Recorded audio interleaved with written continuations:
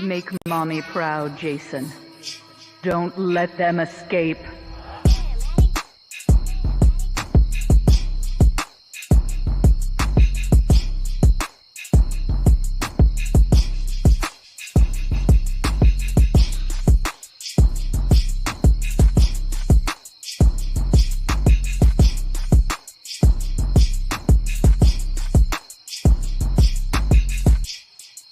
They can't hide. There's no place to hide. Make them remember me, Jason. Make them remember.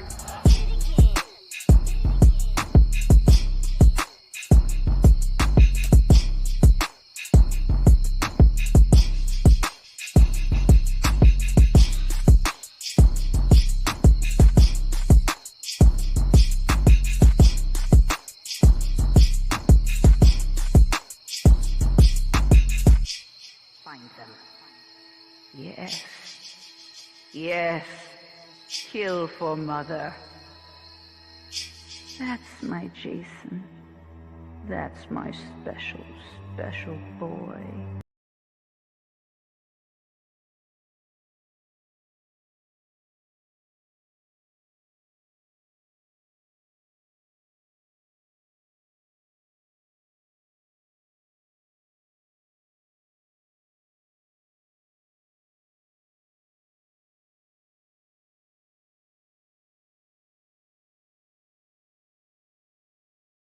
Welcome, everybody. I'm having some technical difficulties with this fucking thing. For some reason, like, my voice mod thing is not picking anything up at the moment. We'll try to boomer this as we go along here. I've had nothing but problems. There we go. Now it's working. Now it's working. Good grief. All right, so that's done. Well, welcome everybody. Good to see you all. Good to see you all. First, my damn camera, my camera thing wasn't working properly. Had to get that fixed, and it keeps moving, so this is fun too. Trying to do this sideways because of the way the camera is oriented. My USBs in the front aren't working anymore, so I have to do it on the back of the computer, which doesn't leave me any room to do any of this. Oh my goodness. What a day. What an absolute day. Is that still working? Yes, it is. Good. Holy crap. Perfect background noise while you pack up your move. Hello, Sam. Hello, Samantha. Hello, Samantha. Hello, everybody. Hello, everybody. Welcome. As we boomer our way through this Canuckleheads episode here. Good grief. Good grief. How are y'all doing today? How are y'all doing today? I gotta drink some water real quick.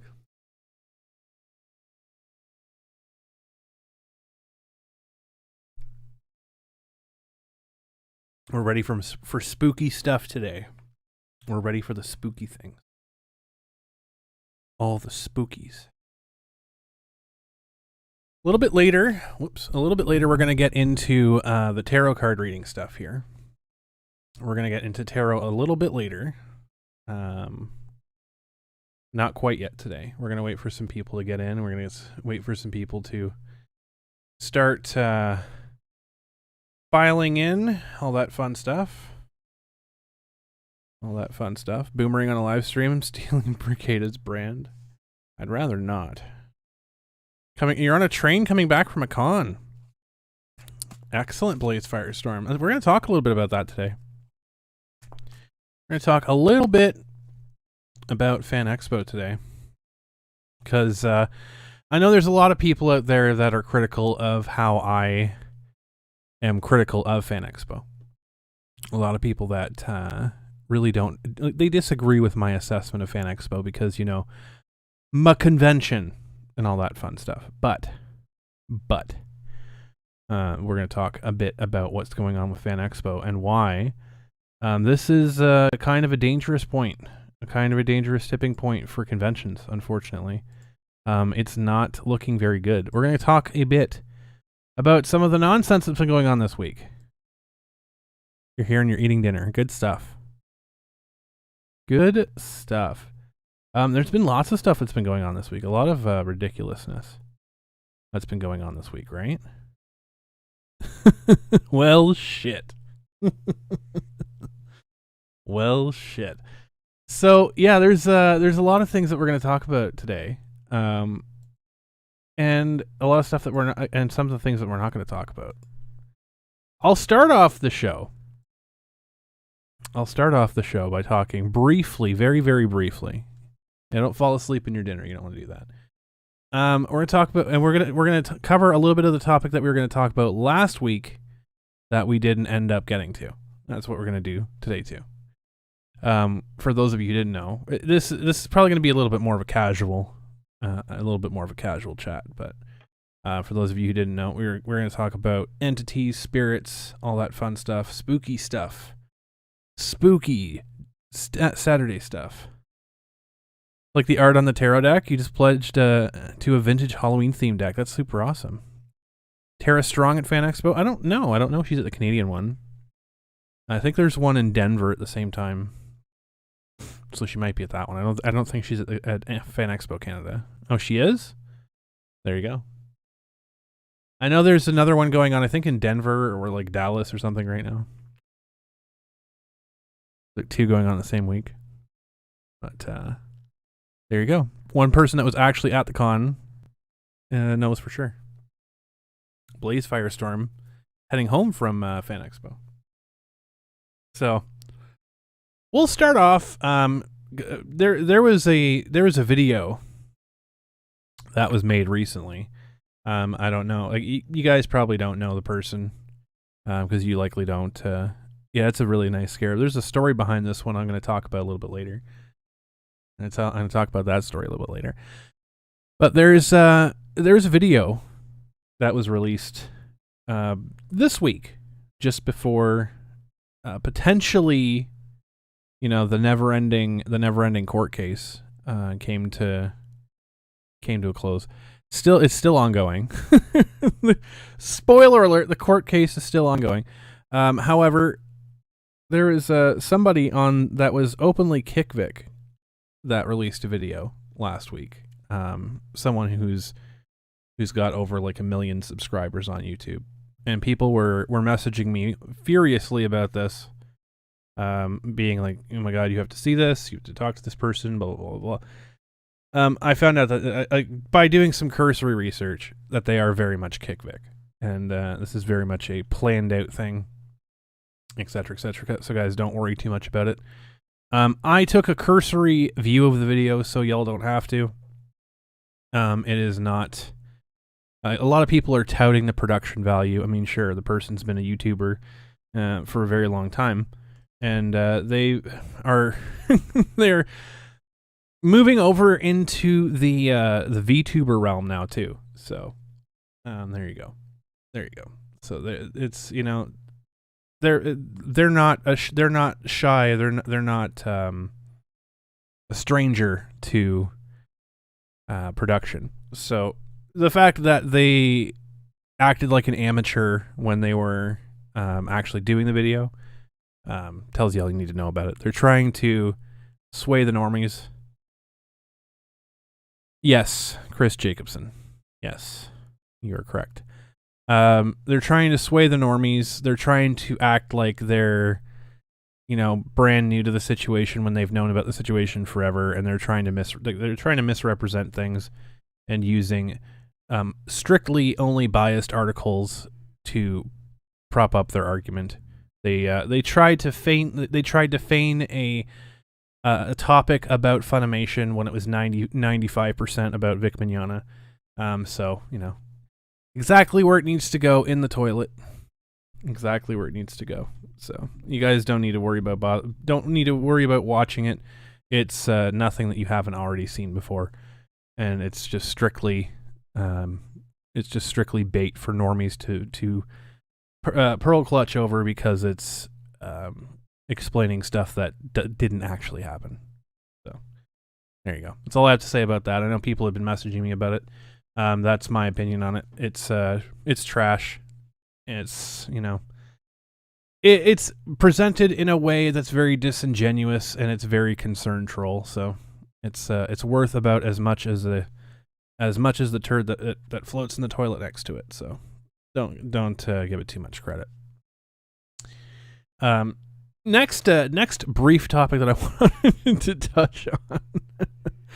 Our good friend of the show, Ronald Joseph Toye. Ronald J. Toye, I think that's his name. The third has had a miraculous change of heart on Twitter recently. He was a changed man when he was on this YouTube show. He was a changed man. He was talking about how he made all the changes. He's definitely not giving into his anger anymore. He's definitely not, he's definitely not giving into that wolf anymore, right? Like he went over all of that stuff. He's definitely not threatening children anymore. He read the books, right? He made the change. He read the books. He made the changes.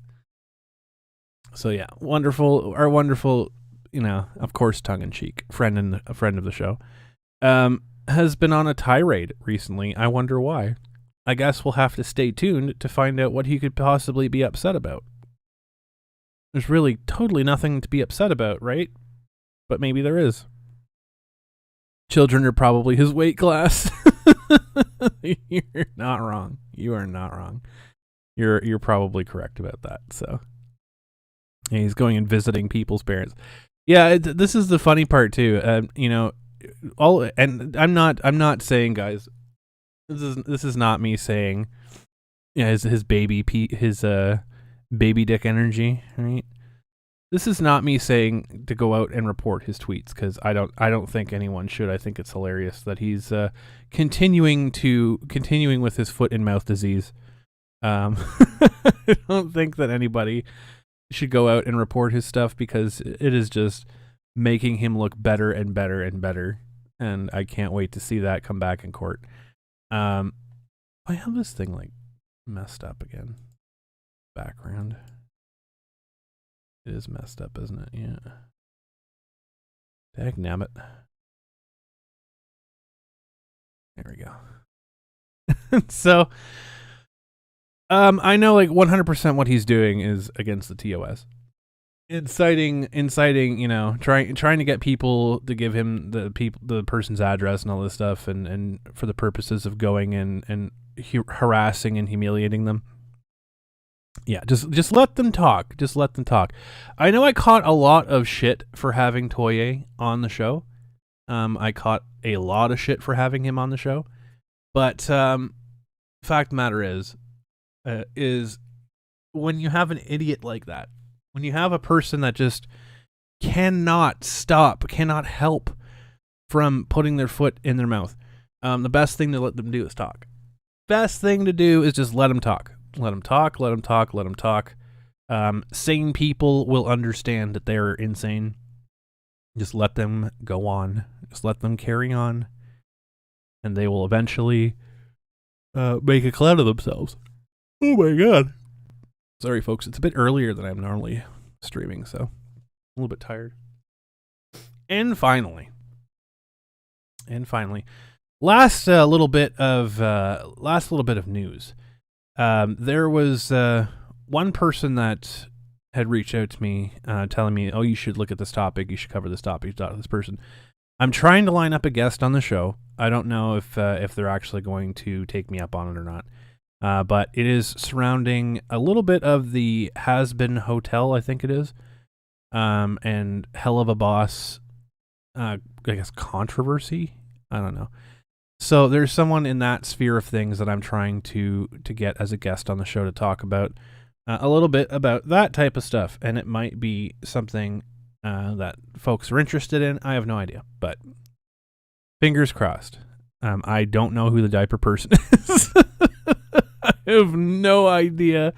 If there are multiple controversies around that series, I would not be surprised. But Yeah, I'm trying to talk to that person, get a little bit more about the situation on both sides. From what it sounds like, they actually may have a very strong case for some sort of defamation case. Well, not even a defamation case, because it wouldn't be defamation, but some sort of something along the lines of that. Anyways, I'm not a lawyer. I don't know, but it sounds in my layman opinion that they might actually have something there. But this is from Mercatus live stream last night. You couldn't get past 2 hours. It's ridiculously stupid. Oh, the diaper person is from Mercatus stream? I didn't watch the stream. I have no idea what it is. Someone with a diaper and adult size cribs and baby fetish stuff. You know, okay. I understand that there is a lot of stuff out there, and like this is kind of in line. Like this is not like the person that I'm talking to does not have a little fetish as far as I understand. I mean, they could, but they're not like full on like I'm gonna buy an adult size crib thing. As far as I'm understanding, there's a different fetish at play in the situation that I'm talking about, which I'm not going to discuss until I know for sure either they're coming on or they're not coming on, because it will tailor how I talk about the situation. Like not in a favorable or unfavorable way. It's just how I'm going to dive into that topic is what I'm saying. Because there is another situation where it was a very taboo topic that this person has as a fetish. And I think it's a very interesting thing to talk about. I don't subscribe to it myself. I don't have any particularly ultraviolet fetishes. Let's just say I'm very in terms of that, I'm a very vanilla person, but all of these weird things, they don't surprise me, because I've seen stuff from like the little fetish, the like the lolicon stuff. I've seen vor and all that stuff. Like I know about all of those things existing. I don't take that in myself. I'm not a fan of it. If that's your bag, then you know what? Happy for you. As long as you're not hurting anybody. That's the big thing. As long as you're not putting someone in danger, as long as you're not hurting children, I'm fine with it. Whatever. Let your freak flag fly. Someone you care about dearly has that fetish, so you try not to dodge. That's what I'm saying. It's like, you know what? There's lines that you don't cross, and if they don't cross those lines, then you know what? More power to them. More power to them. I have been in and around groups of people that have varying degrees of these things, and I know that they're good people, and they don't act out on certain things. Like there's certain things, right? It's the whole, and this is the topic that I'm going to get on to for a different show. I'm not gonna talk about it very much here, and this is actually a topic I want to have Ken on the show for as well, to discuss about this. But the whole thing surrounding about little people lovers, right? Now, there's a difference between being afflicted with that fetish, and there's a difference between acting on that fetish, right? There's two separate things there. If you have been afflicted with it and you are aware of it and you do everything in your power to stop yourself from acting on it, that's one thing. But if you're afflicted with it and you can't stop yourself from acting on it, that's a completely different thing. So that's a different topic for another show, and that's one I actually want to have Ken on the show for and talk about. But very much the same in terms of the other like fetishes, right? The other fetishes when you're talking about if people that are attracted to animals, people that are attracted to like the thoughts of being taken care of as a baby or whatever. I don't know. I don't even know how to dive into that. That's beyond my realm of understanding, but we'll talk about it on a different show. It's more of a soothing psychological thing for them, yeah. So it's not sexual for your friends. Some people it is, though. That's the thing. Like, some people it is a sexual thing. Some people it's not a sexual thing. It has varying degrees. So yeah, it's an interesting thing to talk about. It can be very depressing, and you might need a lot of alcohol for it, but you just looked up what the hell vor was. Not surprised at all, since the average weight of the American woman is 170 plus pounds. Yes. Yeah. It's that's an interesting one. There's a ton of black pill fucking fetishes out there.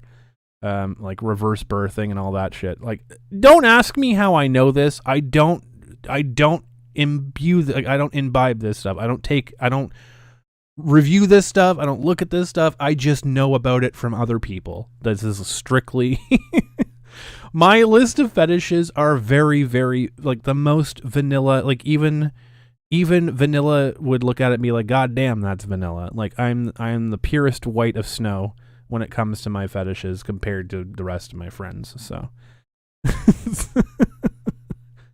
I'm the most boring fucking person on the face of the planet. Let's put it that way. Let's just put it that way.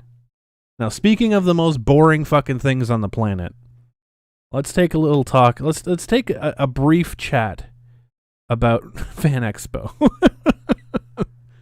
What an amazing segue, by the way. We go from vor and reverse birthing straight into FanExpo. That's not too bad, not too far off, right? Not too far off. Can we talk for a second though?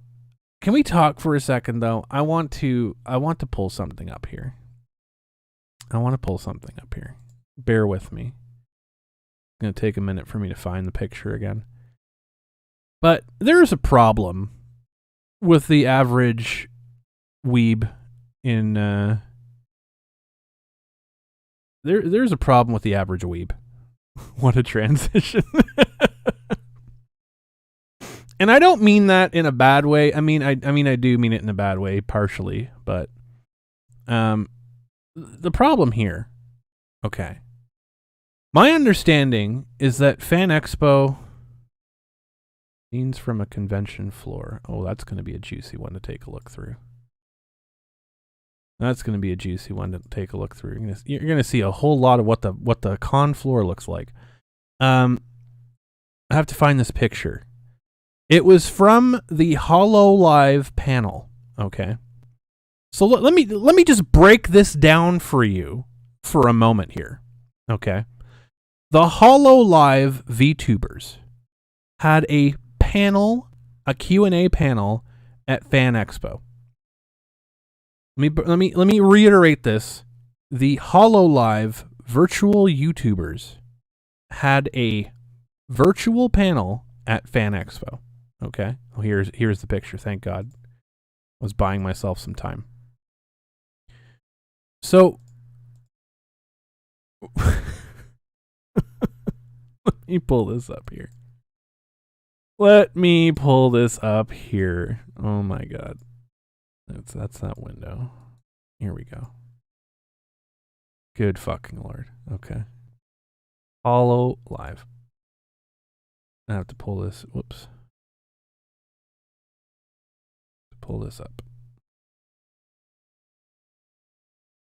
VTubers are doing panels now. So you have Gar, whatever the fuck, whatever the hell the thing's name is, and the other chick and the other one. There's three of them from HoloLive. Look at how many of the fucking people. I know you can't see this very well. I can't really make it bigger, unfortunately. Look at how many people are in the fucking. This is the panel room, by the way. This was actually a vendor's room last year. This was the vendor's room last year. And they converted it into a panel room because social distancing. # social distancing. Look at how many people are there for a virtual Q&A with 3 people who don't exist. First of all, let me just say, this was a full price convention. This was not a discount convention because it's literally 1/3 of the size. This is a full price convention that every single one of these people purchased a ticket for. when they could literally spend the same $100 and donate to any one of these 3 VTubers and get their question answered. I guarantee it. They were doing a Q&A and social, quote unquote, social distancing. We'll talk about that in a minute too, Blazefire. Don't worry. I can't even count how many people are in this picture. There's so fucking many people in this picture, which is hilarious because when I show you the con floor, you're going to be like, where are the fucking people? Well, they're all in the fucking HoloLive panel, apparently, crawling over each other to give a Q&A to 3 virtual fucking VTubers. I'm not even kidding you. They could have stayed home and got and loaded this up on Twitch and got the same amount of interaction with 100% less of the COVID. I don't understand. Somebody please explain to me. If anyone at fucking all gives me shit about any convention I run ever again in my fucking life, I'm going to pull this picture up and tell them to suck my ass because there is like 700 fucking people in this goddamn room staring at a fucking screen talking to 3 people who don't exist. Go fuck yourselves. This is literally it. This is the screen, by the way. This is the screen, by the way. That's what they were doing. They were talking to a screen. Which is what I'm doing right now. I am doing this right now. The weeb does not think they act with instinct. The Disu. It's real within the weeb. So I can make a guess on how many of those people in that room spent money at a fucking table at FanExpo. And my guess would be absolutely 0 of them. Absolutely 0 of them. Based on the pictures. Now, I haven't seen these pictures. This is Matt Rausch on Instagram, okay? Look at this. Look at this. Scenes from a convention floor. You'd be seeing a lot of this. Let me just make this. Yeah, remember Yiffy Lube. Exactly. I'm going to try and make this bigger. I don't know how I can make it bigger on here without... does anybody know this goddamn program? The problem is I had to move my keyboard, and my keyboard's on the floor. Makes this exponentially harder to do. Here we go. There we go. Get the hell out of here. All right. Yeah, we can see the convention floor looks really, really good and empty, right? It's a weebaloob. Yeah. Pretty cool. All these things, right? All these things. Now, I don't even know if this is from FanExpo. I guess it is. More posts from Matt the Roche. So, let's take a look briefly. I mean, like, bear with me. This is Monka S Instagram, so we could get some TOS stuff on here. But look at the photos. The fucking areas are empty. Like, okay, fine. I'll continue as Crumbrian. Let's get in here then. I never log into fucking Instagram. Jesus Christ. Look at the fucking con floor.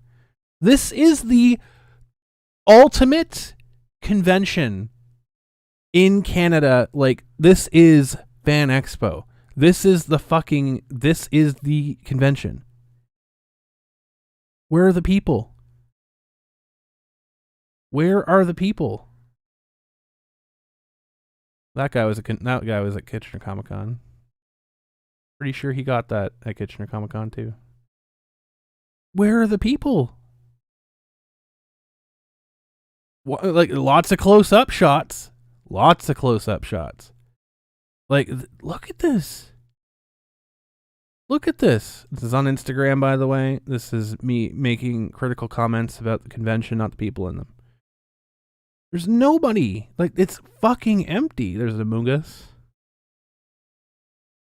It's empty. They're all in the fucking HoloLive panel.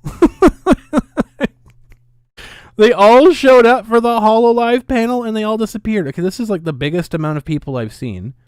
Is this this has to be the panel room. This has to be the panel room right here.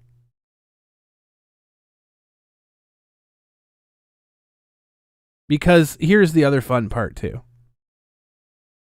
I think I've shown my point here by going through this stuff. Oh yeah. Here's the panel room. Here's the panel room, by the way. Yeah, great, isn't it? Isn't it fantastic? Look at that. Look at that. The standing only panel room, by the way, where you're not supposed to be sitting down. The standing panel room. It's the signature panel. Oh my god. Oh my god. So again, like guys, I'm not doing this to like try and thrash on the people that actually went. Because I'm sure they had a great time. All like 400 of them. However, this is dangerous. This is scary for the convention scene in Ontario right now, because it's literally, and it's cosplayers doing the same cosplays. Hey, it's a bunny mom. It's Huntress. Pretty good one too.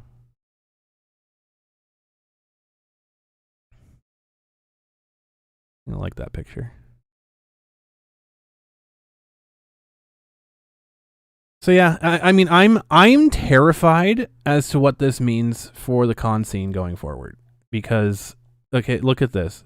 This is disgusting, by the way. Not William Shatner, but not William Shatner. But the fact that, like, I was looking at Adam Savage's, because Adam Savage was there, the guy from Mythbusters. This fucking plexiglass bullshit right here. Okay. So, number one, everyone has to wear a face mask, apparently, except the guests, apparently. And when they were signing autographs and they were doing this stuff, I noticed Adam Savage had been leaning outside of his plexiglass to like talk with fans and take photos with fans and things like that. The quote unquote pandemic protocols that they jam down everybody's throat. Apparently no one actually cared to follow them while they were there, by the way. It's a stage in the signature place in the North Building. So the North Building is just strictly the panel area / signature area. Yikes, dog. Which brings me to this last piece.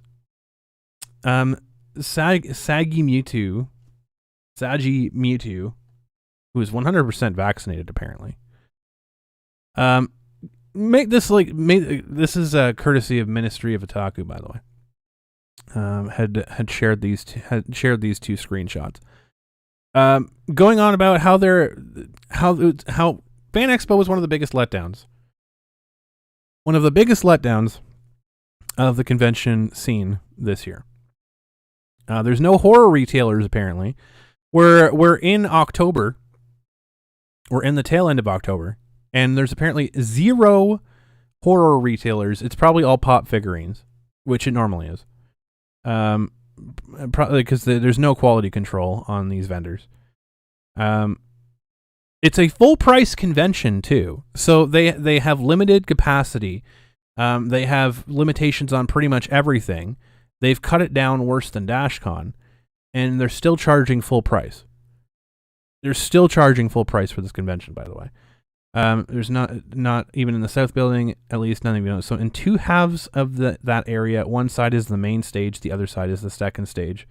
Absolutely no seats, just hard concrete to sit on. There's lots of pops again. How did I know? How did I know that? Same happened with you at Anime Midwest. No one gave 2 shits about masks or vaccine requirements.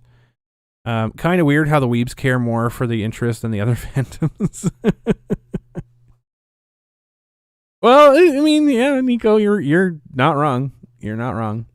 So there's a con near you that's going to kick people out for not wearing a proper mask. Doesn't matter if you're vaccinated, even if there's a mandate. There's isn't even a mandate in your state, so it's kind of silly. So here's the funny part, right? I have seen a lot of photos that were from like vendors and shit like that. The few photos I have seen from people who were getting photo ops, neither they nor the guest had a mask on. So number one, like the FanExpo had made it very, very clear that you had to be vaccinated. You have to wear a mask at all times, blah, blah, blah, blah, blah, blah, blah. And it seems like they're not upholding that at all. I'm guessing that's because they had a lot of pushback and they don't want to kick out the few people that actually are there. And so they've completely kiboshed that. They've completely kiboshed any attempt at social distancing, as we've seen in the photos. They don't care. They just let anybody do whatever they want. And the other thing is it's all cost cutting measures. It's all about cost cutting. This wasn't about COVID. This wasn't about restrictions put on by the province, blah, blah, blah, blah, blah. This was about how much can FanExpo cut back and still have people pay full price to go. That is 100% what this has been about the entire time. Don't fucking think for a second that they care at all about fucking COVID, because they don't. They clearly don't. They've shown it this weekend, Friday and Saturday so far. They don't fucking care about COVID. So as you can see here, they made it so they made the entire panel room. They made the entire one of their vendor areas into a panel/autograph area. They took out all the chairs.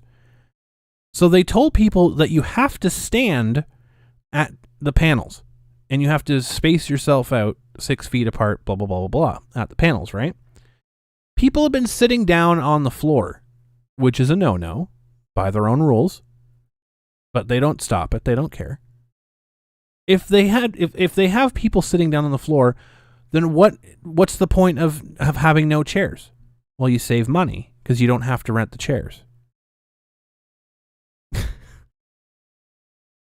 So as our intrepid Sagi Mewtwo here has gone risked whistleblowing on the social medias here, because no one is talking about how bad FanExpo is because everyone's just grateful to have a convention again. And no cosplayer is going to dare speak up against FanExpo until 6 months or fucking 7 years later, when they're, the drill. So they're saying, oh, there's no horror retailers, yada, yada, yada. There's absolutely no seats, just the hard concrete to sit on. It's painful. It's not like, oh, just a half an hour or so suck it up. You have to be there early because there's capacity limits, which there is. They only let so many people in the building because that is very closely monitored. That's one thing they do have direct control over, so they have to do that. And if you're not in the building or you leave the building, you can't get back in. You can't get back in. So if you want to get into a panel, you have to be there dumb early, and there's no place to sit. And if you look, this is less about social distancing, more about cutting costs. Again, I thought about this before, and this person here, who I have no affiliation with, and who is apparently, based on the anime avatar and the 100% vaccinated, I probably wouldn't get along with this person. They probably would hate me so fucking bad that they would explode. But we agree on this point. This is less about social distancing, more about cutting costs, because the big rooms they would normally have in the panels hold a lot more people than the space they give. They could even have chairs, but FanExpo didn't want to rent them. But I bet FanExpo didn't want to rent. I guarantee you FanExpo did not want to rent them. You know why else this is about cost cutting? Every year with the premium package, you'd get a bag. They didn't even get a bag this year, just a box with stuff. Good luck if you didn't bring your own bag because you'd have to buy your own. So they're cutting back on the fan experience. They're cutting back. Let me just say this again, folks. They're cutting back on the fan experience to save money. There's ways to make money and not cut into the experience of the fan, by the way. I've done it for several years. If I had known it's going to be this experience at FanExpo Canada limited edition, it would have taken the refund. So yeah, they did offer refunds to people who had bought the full ticket because they didn't want to give the money back because the money was already spent. They didn't want to give the money back. So they offered, we'll put it forward. So they paid full price, and their full price netted them a ticket for 1/3 of a convention. And now, if they wanted to put this towards a future event, they can't anymore. This person got the premium package. Feel super sorry. I feel sorry for the people that bought the VIP for this too. I cannot imagine. I cannot imagine anyone that bought a VIP for this event. You've only met two kinds of people at these events in the past 3 months. Ones who don't care about masks and who may not have taken a shower in the last 48 hours. And those who can't, and those who are sad they can't afford hazard suits. Yep. Weirdly, no middle ground. Has had a bunch of clashes. This is the other thing too. We've had an event here. We've had an event here where we had people who loved Vic and people who hated Vic, and there was absolutely no clash between the two. Now you're having events for people who are against vaccinations and who are against masking, and people who are for masking and for vaccinations, and there's clashes all the time. Weird. There's no corporate representation in the retailer hall. So there's no GameStop, no Ubisoft, no Xbox, no Sony, no Nintendo, no Warner Brothers, nobody. There's a small booth for Eternals and the Avengers experience at Yorkdale, and that's it. Incredible. So this convention was all about getting the whales to spend their money and nothing else. That is literally it. And this person says it's one of the worst experiences they've ever had for the price that they paid. It would have been fine at half the cost, but they charged the full con experience for wanting a third and for getting a third of an actual con and concrete seating. Incredible. That's what I got to say about that. It's what I wanted to talk briefly about today. Big movers in the air. That's what I wanted to talk about briefly today, because I know for a fact that you can run a convention and do it cheaply without cutting back on the fan experience. But these people don't care about the fans. Anime North doesn't care about the fans. This was a massive corporate convention, which turns out to be a massive cash grab. We'll see how it turns out. Now, again, the HoloLive panel had an incredible amount of people in it. I have no idea why they would spend that much money when they could literally be sitting at home in their basement, doing the exact same thing and paying the money directly to their favorite VTubers. I don't know why they dropped $100, $150. I have no idea. To go to a convention where they're going for one panel and they think that they're getting some sort of interaction. If they had flown in the actors behind the HoloLive characters, I could understand that. But they literally just had the HoloLive characters on the screen. And they literally charged people to be in that room because you had to have a ticket to go. My mind's blown. My mind's blown, folks. I mean, if anybody at all criticizes a convention that I do, I'm going to point to that and be like, shut your stupid mouth. Shut your stupid mouth, because that's ridiculous. That is absolutely ridiculous. My goodness. All right. Well, now that we've got the cursory topics out of the way. HoloLive corpos and fans tend to be a little dumb. This is what I'm saying. It's like they literally actually would have had more interaction if they took their $100 dues and went to these VTubers' channels and directly donated to them and asked them questions that way. That would have netted them more of an individual experience than having gone to a convention panel and done pretty much what was like equated to be a pre-recorded thing. Like, oh yeah, they answered my questions. I guarantee you, if you pay them $100 directly, they will answer your question too if you have that much money to throw away. Why are you paying $100 to FanExpo for the privilege of getting your answer an answer to your question from a HoloLive character? That blows my mind. I understand if that's like a person, like the actual actor there, cool, but again, I'm never going to understand that at all. In the very least, I'm never going to understand that. Good Lord. Well, happy October, everybody. Happy October, everybody. We're almost to that wonderful time of year, the best time of year. Samhain is right around the corner. For most of you, you would know it as Halloween, but it is right around the corner. I cannot wait. I'm getting very excited. We're going to do tarot readings a little bit later in the show. Teeny bit later in the show. If you want your tarot cards read, please let me know in the chat by saying tarot, Tarot. I will go through the list and I will do as many tarot card readings as I can based on that. But you just have to let me know if you want one by typing in tarot in the chat, and I will go through later and I will make notes of all the people who wanted tarot card readings. So that will be there. Otherwise, it'll be a very short stream if nobody wants one. Exactly. Get that Christmas stuff out of here. Get that Christmassy stuff out of here. We don't want that crap. Thank you, Ellie. All right. So yeah, just get them tarots in there if you want a tarot card reading. I'll do it. First and last time you had your tarot read, freaked the hell out. First and last time I had my tarot read, I freaked her the hell out, but she wouldn't explain why. No problem, Morpheus. I'll try to not be freaked out. You demand a tarot card reading.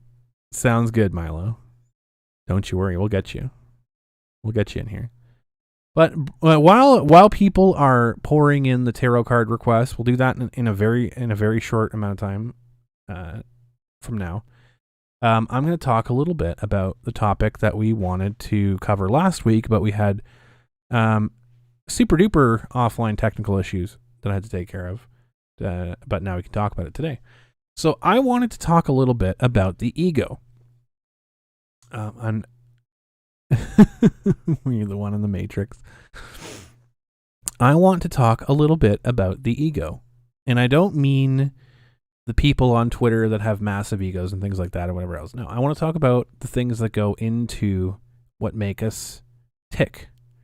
Our brains, the ego, the collection of emotions that form us, and how that gets shaped and manipulated and formed, and how it can grow over time, and what leads it to growing over time, and how entities and spirits and things like that can overwhelm us and shape our ego as well.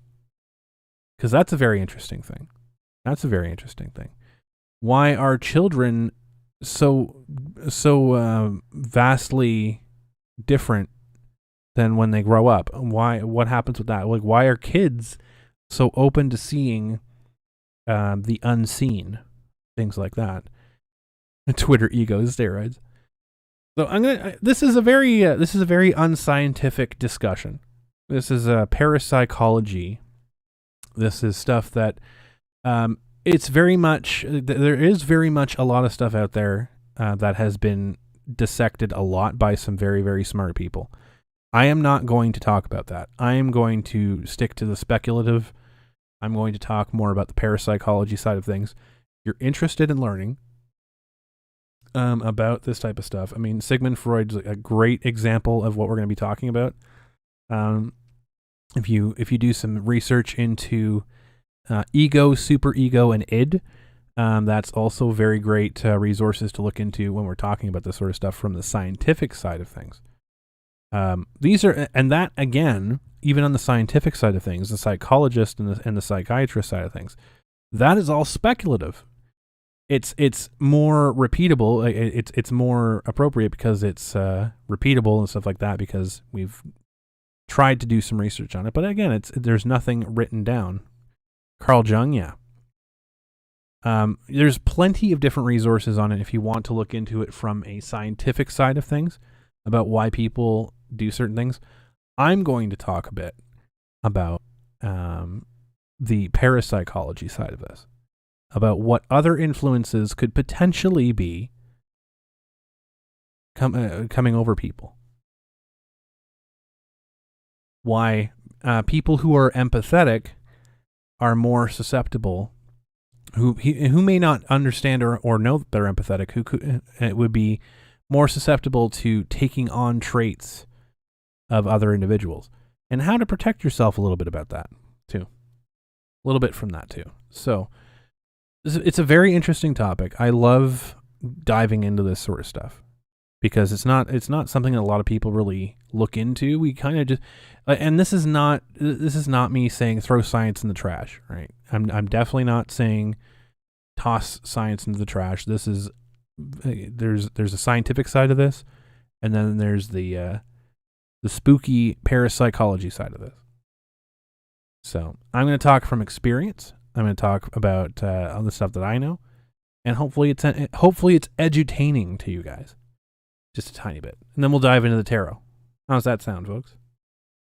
How does that sound? I think it's a good way to do this today.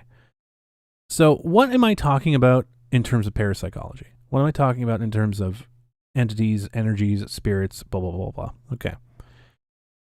So parapsychology is stuff that happens that we don't really have an explanation for.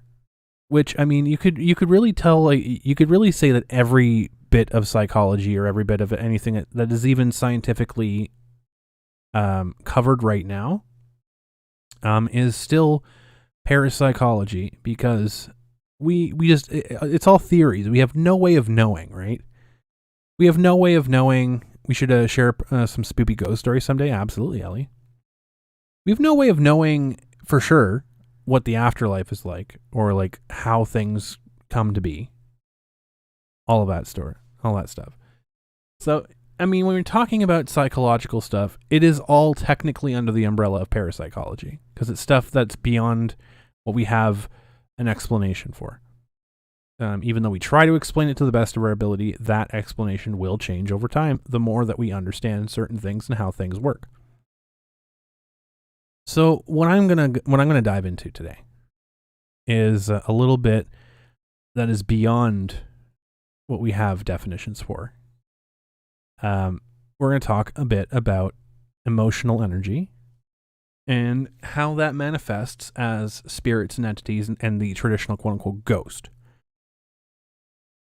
And why I don't think that the traditional ghost exists in the way that it's portrayed. Because from the biblical sense of it, and why a lot of people who are very religious get very, very upset at the prospect of ghosts, is that the definition of ghost, or I'm trying to think of the word, lich, wraith, anything else like that, is that it's a prevention of moving on, right? It's the inability to pass on to the next life, which I don't think is the case when we're talking about ghosts. I used to do a lot of paranormal investigations, a lot of ghost hunting, back in the early 2000s.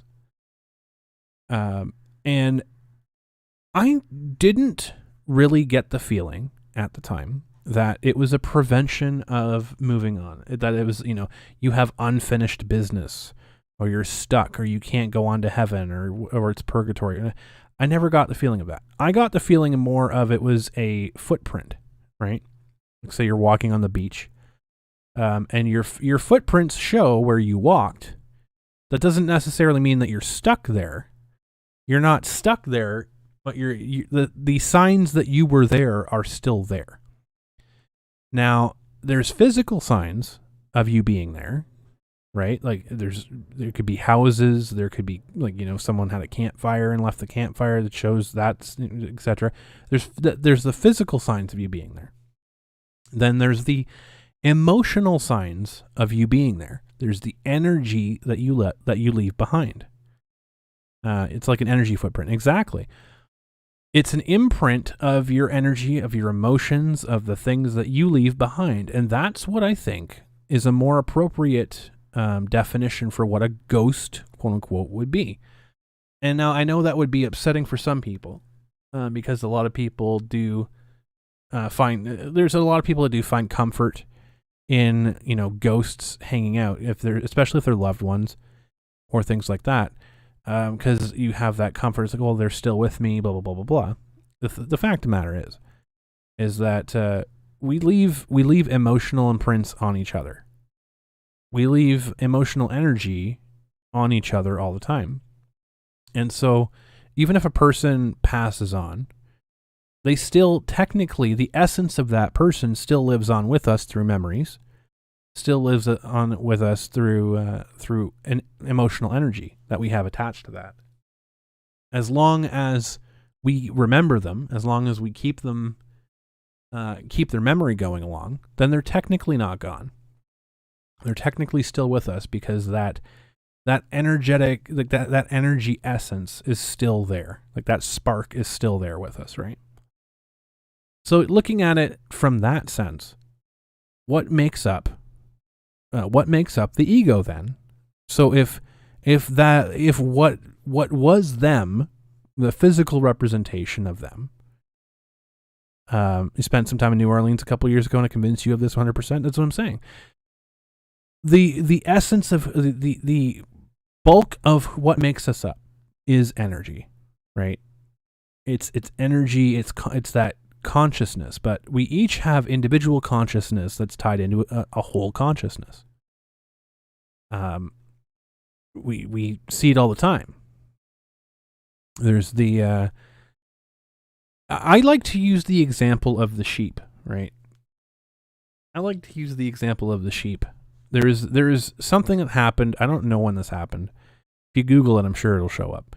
But there is an example of sheep in England, like in the UK. There's sheep in the UK that were fenced in, and they were fenced in by like this little low fence, right? And the sheep in England and in the UK had figured out if they lean against this fence hard enough, they'll roll over the fence and they'll get over to the other side of the fence and they can go munch on the grass on the other side of the fence. So the UK sheep figured this out at one time.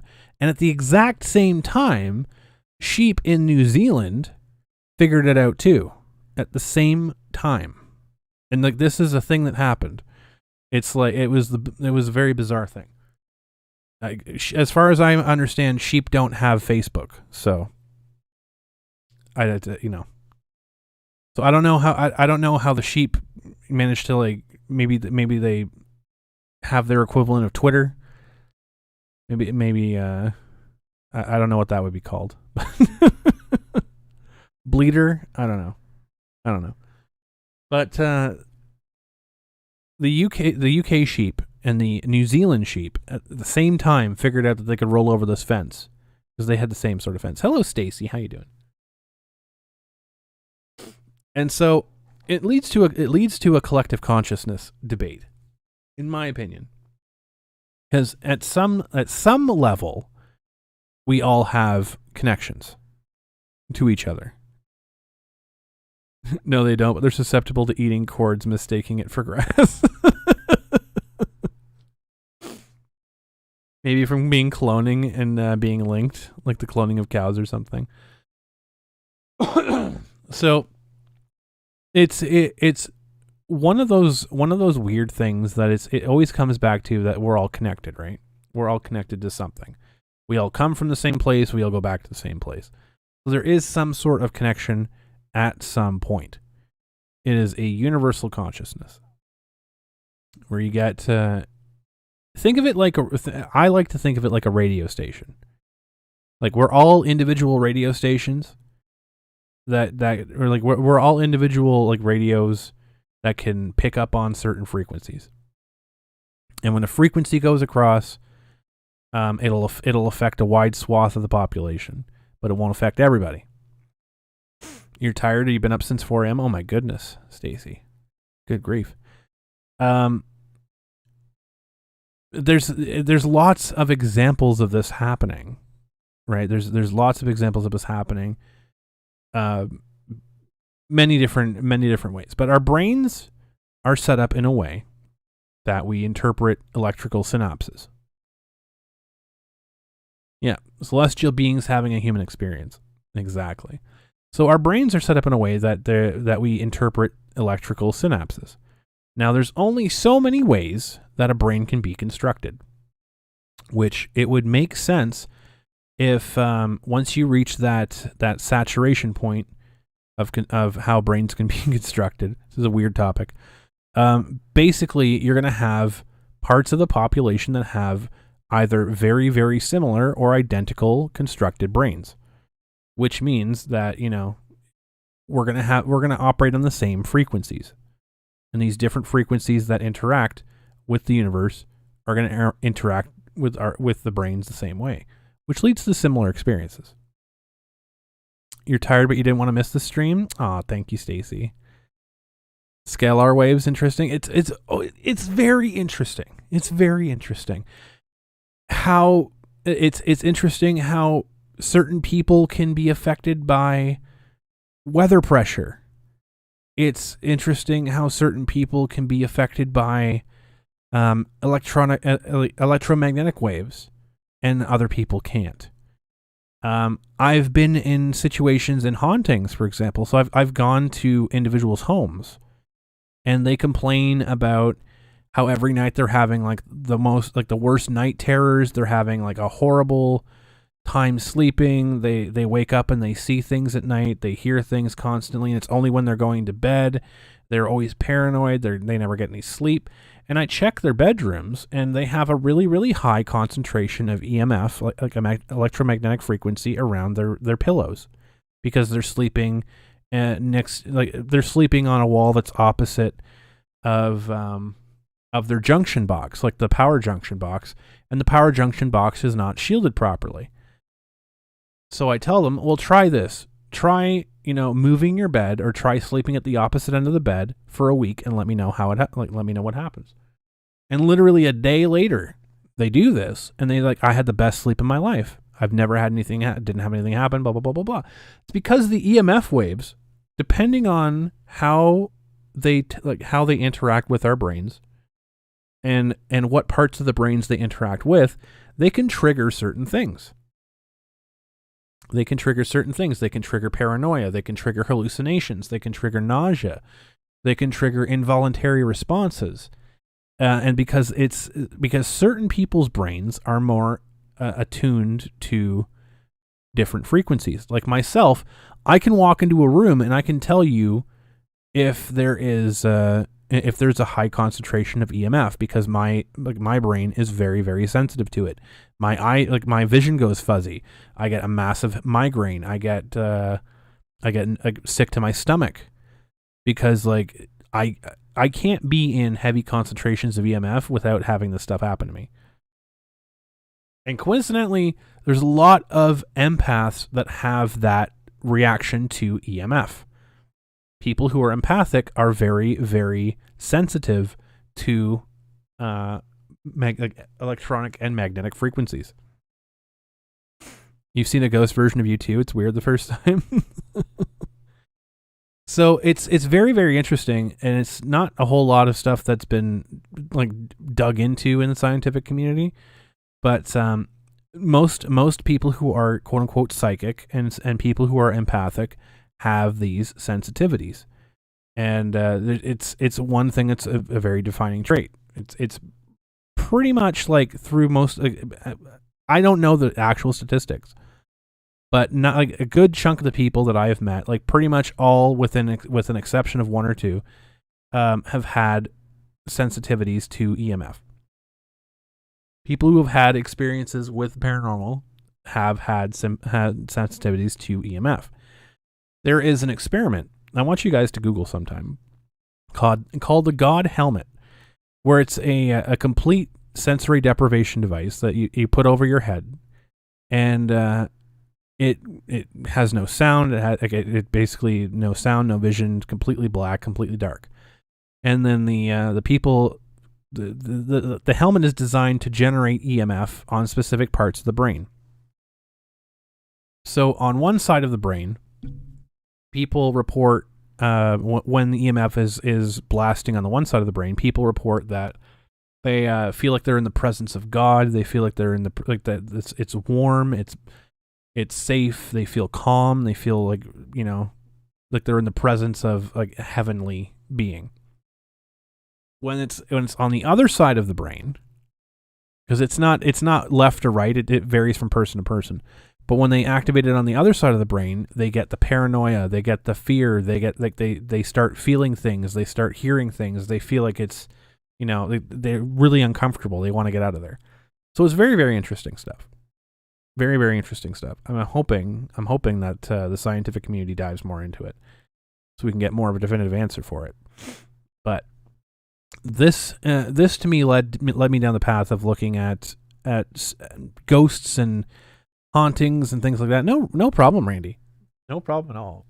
This led me down the path of looking more into ghosts and things like that as energy rather than just being these weird things that happen.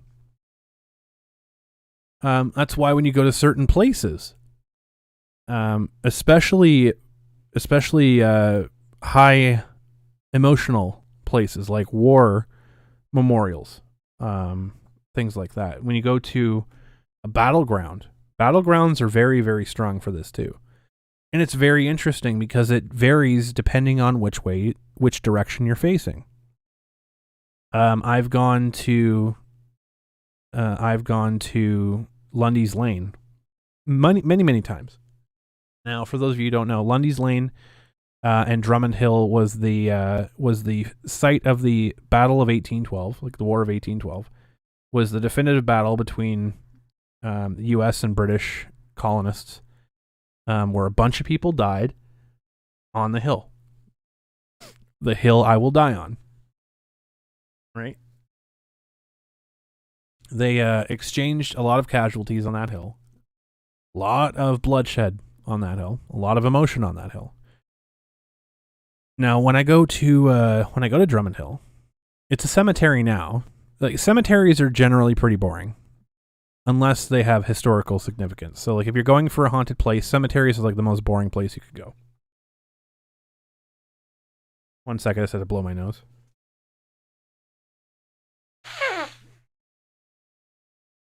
Grief. Good grief. Cemeteries are generally the most boring things you could go to. Unless they're really, really old cemeteries. I'll get into that in a little bit. There's a reason for that. But when I go to Drummond Hill, if I'm facing certain directions, I have different reactions. So like if I'm facing, I don't know the areas, but if I'm facing down towards Lundy's Lane, I'll feel like there's somebody around me. I'll feel like there's people around me. There's people like pushing me to get out. If I'm facing the opposite direction, I don't get that feeling. It's just a cold, empty graveyard. But it's very interesting to see like the directions that you face and the different ways that you're tuning into things, because there is very much a feeling like there's something like there's people that are trying to get you out of there, like because like this is like an area that you shouldn't be in. Get out. You don't want to get hurt. Blah blah blah. So there's that sort of thing. And it's very interesting stuff. You always suspected you had sensitivity. First time walking to an actual graveyard, you're like, okay, this is overwhelming, but really nice. You don't see a ghost, but you do feel a nice little dead musician who likes to leave you cute hints. The subtle differences in energy are really cool too. Absolutely. And you can pick that up once you start really attuning to it. When I went to the Blue Ghost Tunnel, when I did research into the Blue Ghost Tunnel, there are many different personalities that are down there, which is very interesting, because what makes up a personality, right? What makes up a personality? You have a bunch of different emotions that come together to form an ego, and that makes a personality, right? That makes a personality. Now, there had been rumors about people dying in the Blue Ghost Tunnel, things like that. I took a look over it. There's no There's no anything that I could find regarding anybody dying in the Blue Ghost Tunnel. As far as I know, there's no deaths. There was no expelling of traumatic energy. However, there are 5 distinct personalities that live in the Blue Ghost Tunnel, which is very, very weird. One of which is like an old British man. One of which is a very light-headed, like airheaded woman. There's a young girl that lives in there too. There's a really gravelly voiced benevolence and a really demonic voiced malevolent.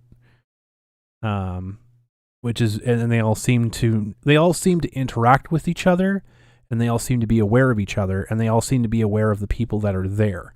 They have an awareness, because I've brought people to that place before, over multiple years, over multiple times, and I've had the malevolent one, especially the one that seems to have like the most malice in its voice and intent.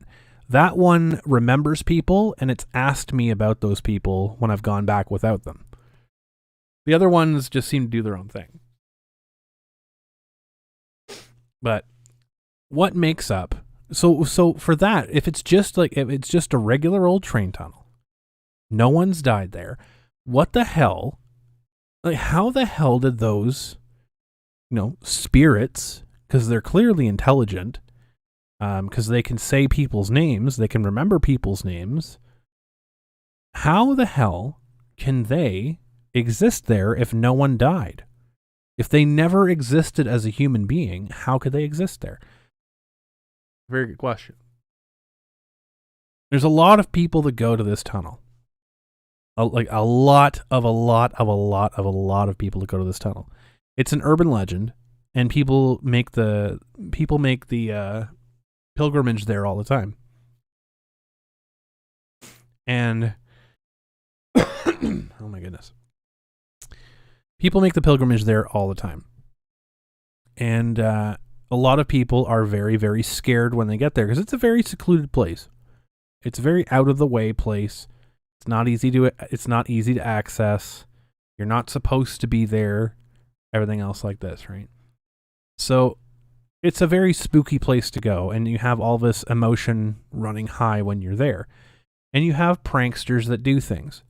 You'll have people that set off like fireworks. So you'll have people that set off like firecrackers, or they'll, do stuff to like rustle the bushes or whatever else while you're there, to rustle up scares. This causes people to expel emotions, right? They freak out, they get scared, they what have you. That causes an expulsion of energy. And the tunnel itself is made up of limestone. Limestone and wood, which are very, very absorbent materials.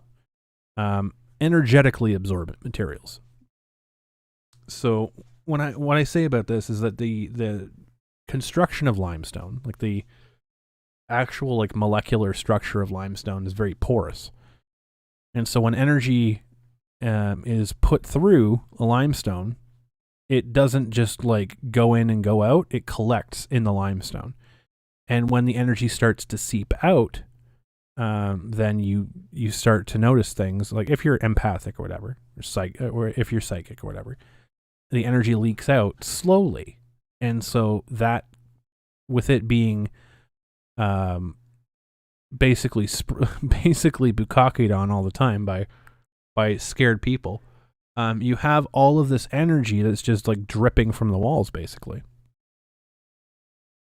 That was the most unflattering way to put it, but you have that in places like the New Orleans cemeteries. You have that in places like war memorials and forts and things like that, where people were constantly having emotions squeezed out of them, basically. Now, one of the most severe emotion reactions is like grief, right? It's if someone's dying, or if someone witnessed somebody die. Some of the other really intense emotions are over long periods of time, like pride and love, right? If you had someone who built a house with their bare hands, and they had their family living there, and like that's something that they put themselves into. That's a huge source of energy. If you had someone who worked at a place for a very long, basically their entire life, and they put all of their time and energy into that workplace, if someone's given birth in that place, what have you, et cetera, all these things compound energy. There's not just negative, right? There's not just negative connotation to it. It can be either. So what we're talking about in the Blue Ghost Tunnel is a manifestation of these things. Now, there's a very Eastern way of looking at it. It's a term called tulpa. If you're familiar with that, great. If not, you can Google it. Tulpa. Tulpa. It's a phenomenon when enough people believe in something, it manifests as a real thing. So like the biggest pop culture version of this would be Freddy Krueger, right? Because if enough people believe in Freddy Krueger, then Freddy Krueger comes back, at least in the Nightmare on Elm Street series. If enough people believe in him, that gives him the power to return. We see it very much in the we see this definition of energy in the Five Nights at Freddy's series, right? The despair energy and all that stuff. Oh yeah, tulpas are very, very interesting. Like Five Nights at Freddy's, I was actually very, very impressed when I was reading about how Scott Cawthon was introducing the pain and despair energy and all that stuff. If we believe enough in Santa Claus, yeah, Santa Claus would technically exist at some degree. Technically, it would. It's the same idea behind. There's a TV show, American Gods, I think it was. The same idea behind that. If enough people, because the gods, quote unquote, in that show, they got their power by people worshiping them, believing in them, and people stopped believing in them, and so they got less and less and less powerful. All of these sort of things, they all tie in together, and it's all wrapped around basically tulpas. If enough people believe in things and they give enough energy into it, then it becomes more and more powerful.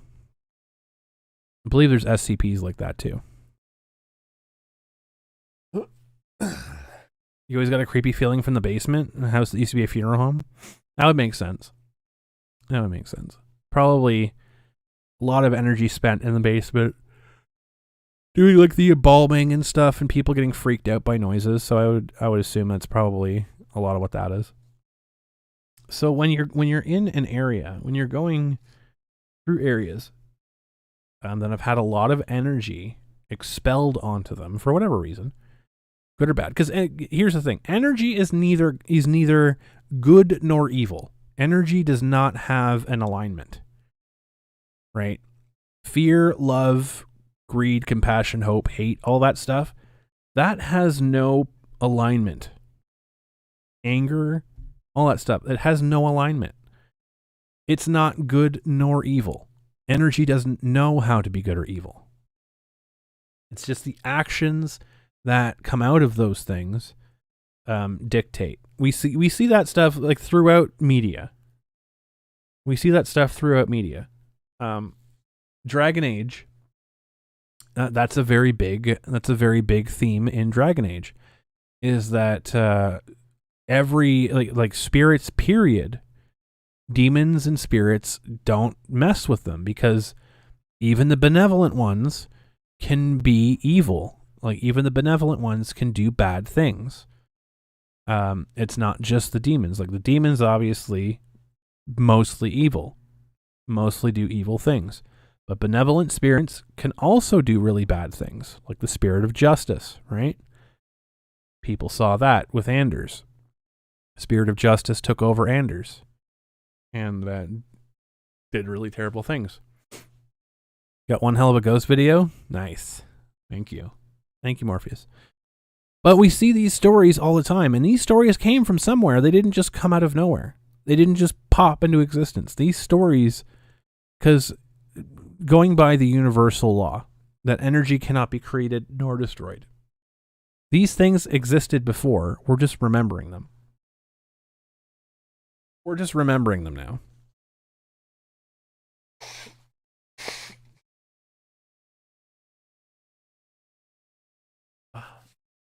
My nose is like super itchy.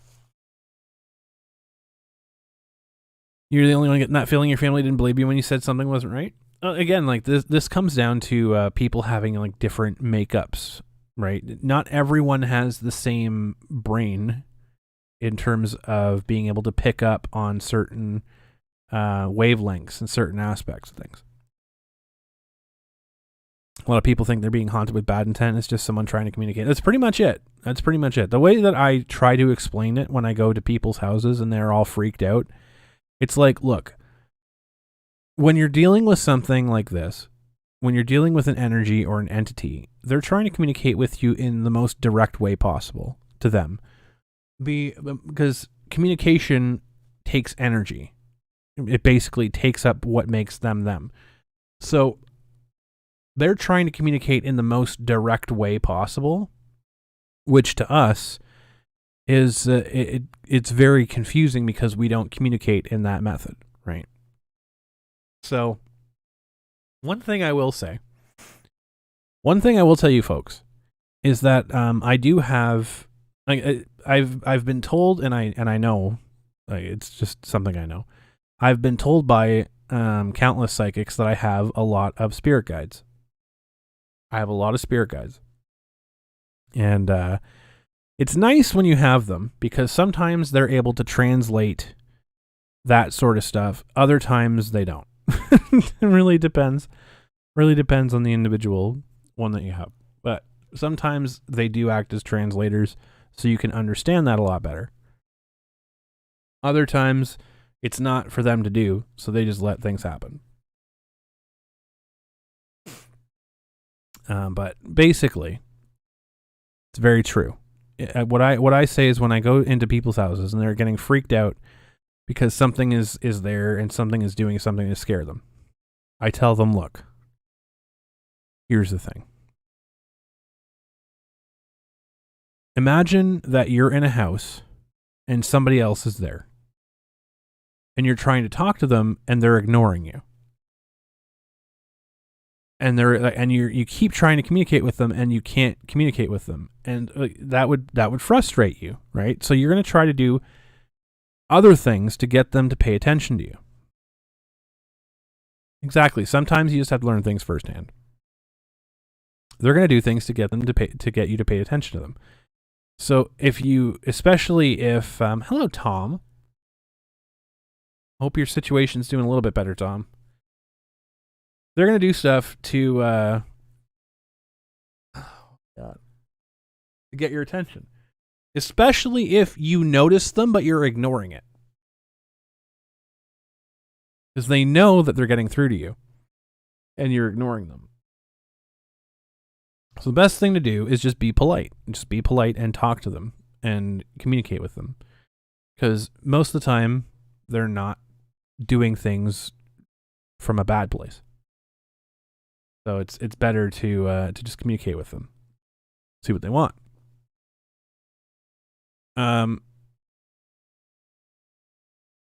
It's not. Oh, I'm sorry, Tom. Well, hey, Tom, one positive thing.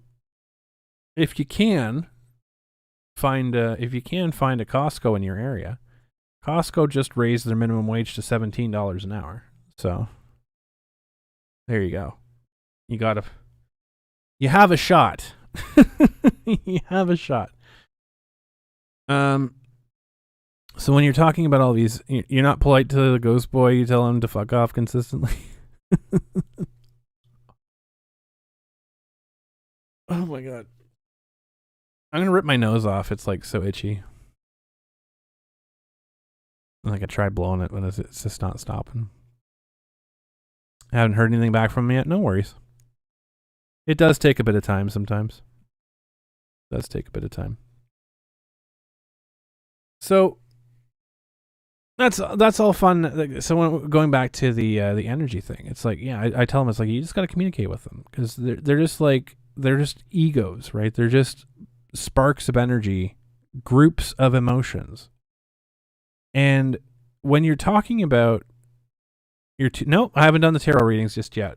If you're interested in a tarot reading, type tarot in the chat. I will go top to bottom. I'll make sure that I try to get everybody in there. I'll go top to bottom for the tarot readings. So, yeah, what it comes down to for energies and egos, spirits and entities can influence and can even merge with your ego. It's not a terrible thing most of the time. It's actually how we grow up. It's actually how we develop as children, because we tend to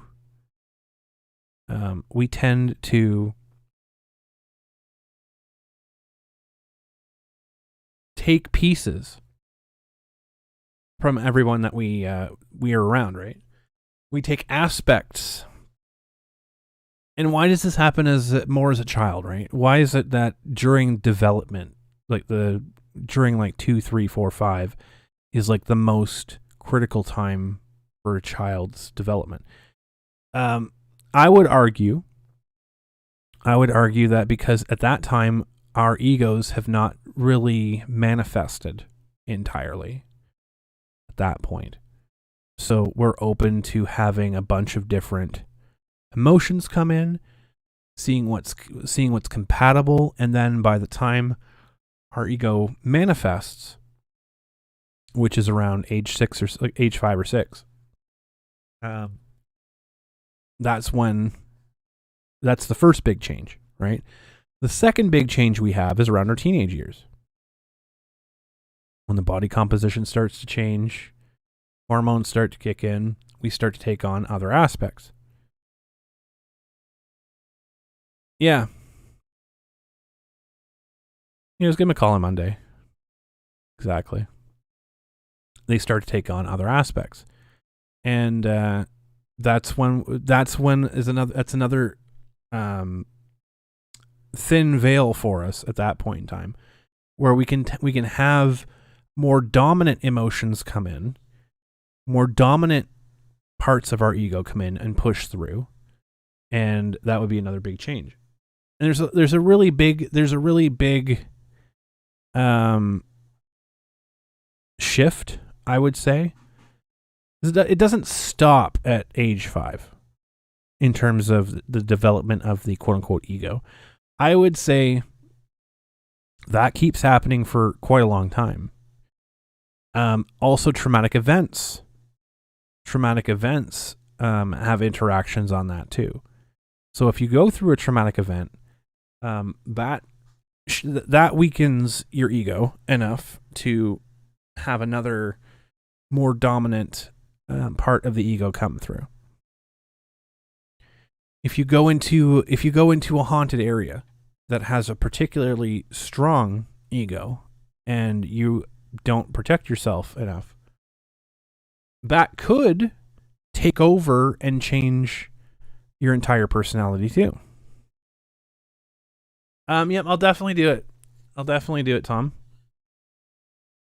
Just right before we go into the tarot readings.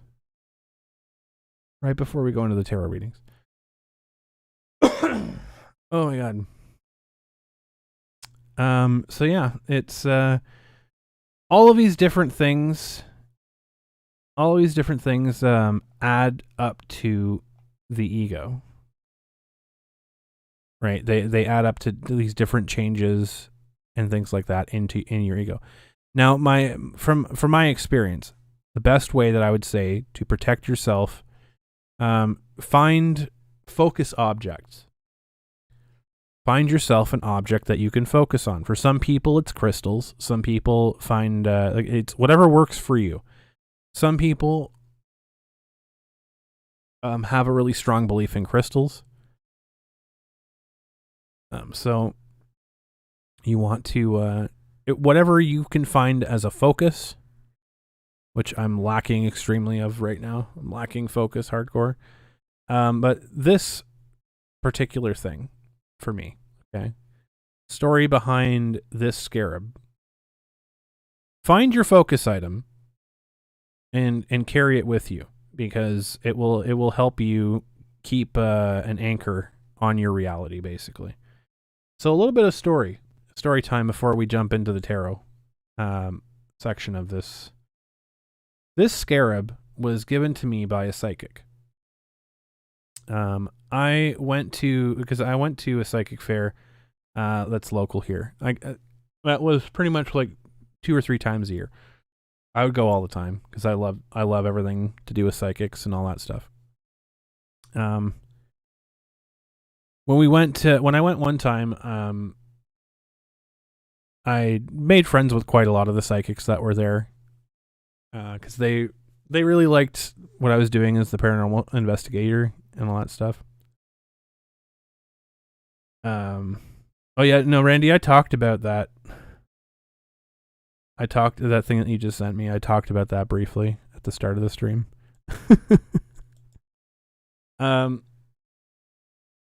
So when I made friends with quite a lot of the psychics, and one of the psychics, she's like very, very big into Egypt and ancient Egypt and all that stuff, and she goes to Egypt all the time, and all that things. So one time I sat down for a reading with her, and she did a tarot reading for me. And then she asked me, she's like, "Is it okay if we try something?" I'm like, "Okay, sure." She's like, I want to try something out. And so she like asked me to close my eyes. And we went on an astral plane trip. Like an astral projection trip to Egypt. I know it sounds hokey, guys, but just bear with me. So we closed my eyes, envisioned going to Egypt, envisioned going to the Sphinx, envisioned going inside the Sphinx to an area. She asked me if I saw anything. So I described to her what I saw.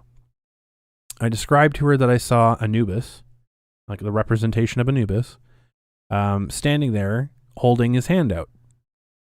And in his hand was this oval-shaped rock that had kind of like a tortoiseshell pattern. Now, you guys can't see this very well on here, and I've rubbed the hell out of this, so it's come off a lot. But the paint on this, like the design on this scarab is a tortoiseshell. And like she has a billion of these scarabs, and like she has a billion of like these types of things on her table. So I didn't see this particular one at all. Like I didn't recognize seeing this one at all or whatever else. So I said, I'm like, well, he was holding out something that was like an oval shaped rock, and it had like a tortoiseshell pattern on it. And she said, well, and it seemed like he was giving it to me, is what I said. And so after that was done, she said, okay, keep your eyes closed. And she's like, I'm going to put something in your hands. And so she put this into my hands, and she said, open your eyes. Like, open your eyes and take a look. And I'm like, this is it. Like, this is the thing that I saw. And she's like, it's yours. I'm like, what? She said that her mentor gave her this scarab and said, this is not for you. This is meant for somebody else. But when you meet them, you'll know. This is meant for somebody, but this is like, it's not meant for you. It's meant for you to give to somebody. And when you meet that person, you'll know who it is. So that's the way it is. This is my foci. This is something that, I'm attuned to. Apparently this is meant to be mine. And, so when I have this on me, it helps me focus. It helps me do all that sort of stuff. It keeps me safe, et cetera, et cetera. So that's what this is for me. So I can use it to do stuff like charge my tarot deck. I can do it to like get myself out of a funk, all that sort of stuff. So that's the story behind my scarab, and it's a really cool scarab. I've had it for quite a few years now, but it's pretty badass. But this one I think is a death scarab, which would make sense because it was from Anubis. So there you go. I have somebody out there looking for me. This little guy. There you go. All right, we're gonna briefly shill Tom's GoFundMe here. 1 second. I'm gonna pull it up. Tom's having a bit of a rough time. Tom is having a bit of a rough time right now. He's lost his job. He's lost his home. He's lost his car. He needs all the help he can get, as much as people can send. Or if you just want to share it, that's great too. Sharing also works. I'm going to put this here. This is really difficult for me to do because I don't have my keyboard with me right now, but there we go. You can go to the GoFundMe. I'll pull it up here on the screen. Bear with me. Bear with me.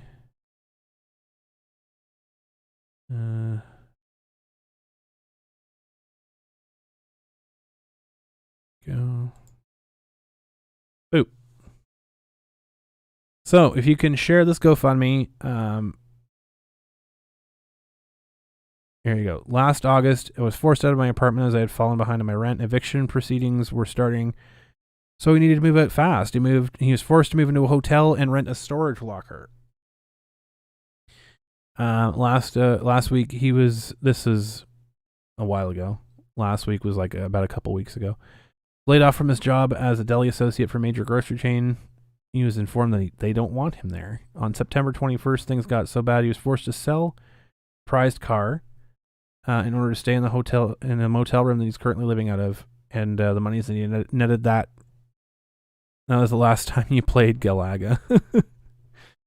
Well, the time is running out fast, so he's trying to find full-time employment. He's trying to find another place to move into. He's had resumes sent out. He's trying his best.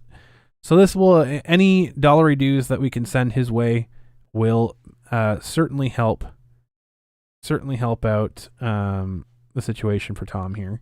So any support, any shares, anything like that would be much appreciated. Thank you guys. And we really hope that Tom can get back on his feet. All that fun stuff.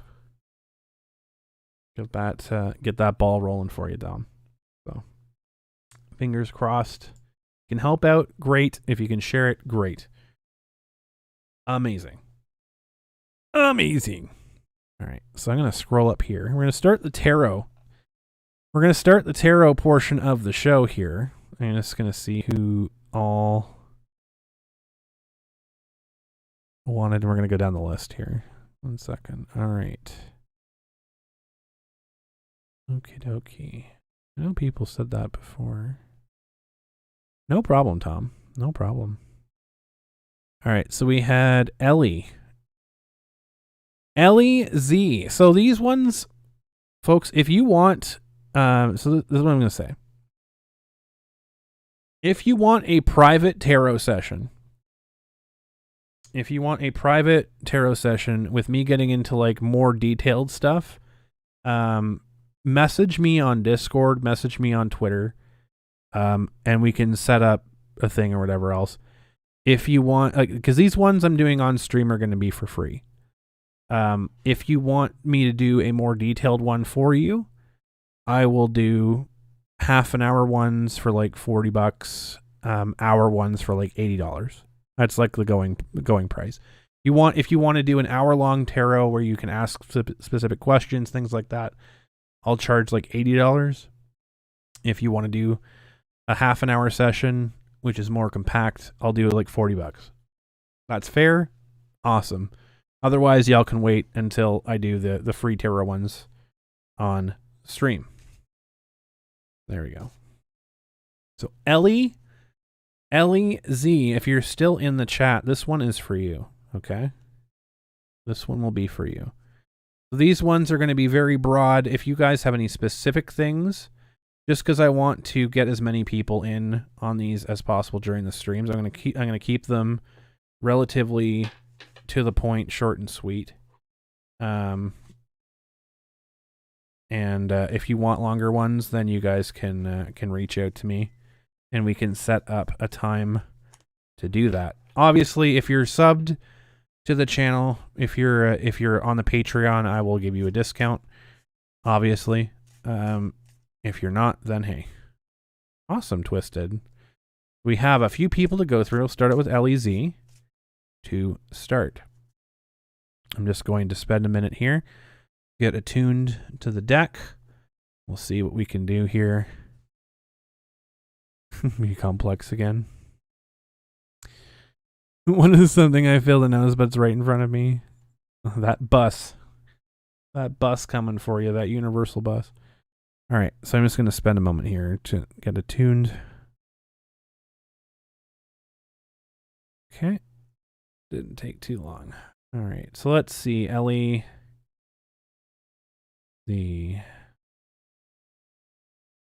There. Okay. Let us see what we got here for you today, Ellie. What is the message that we have for you today?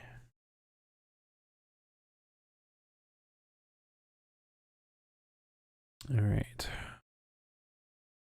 Some of these cards pop up all the time. Some of them don't pop up at all. So bear with me. I may have to Google some of these. Okay, interesting.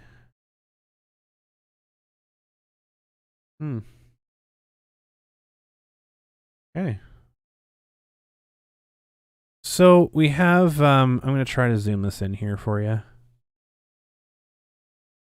so that you can see it a bit more. And it's going to involve me cropping a little bit.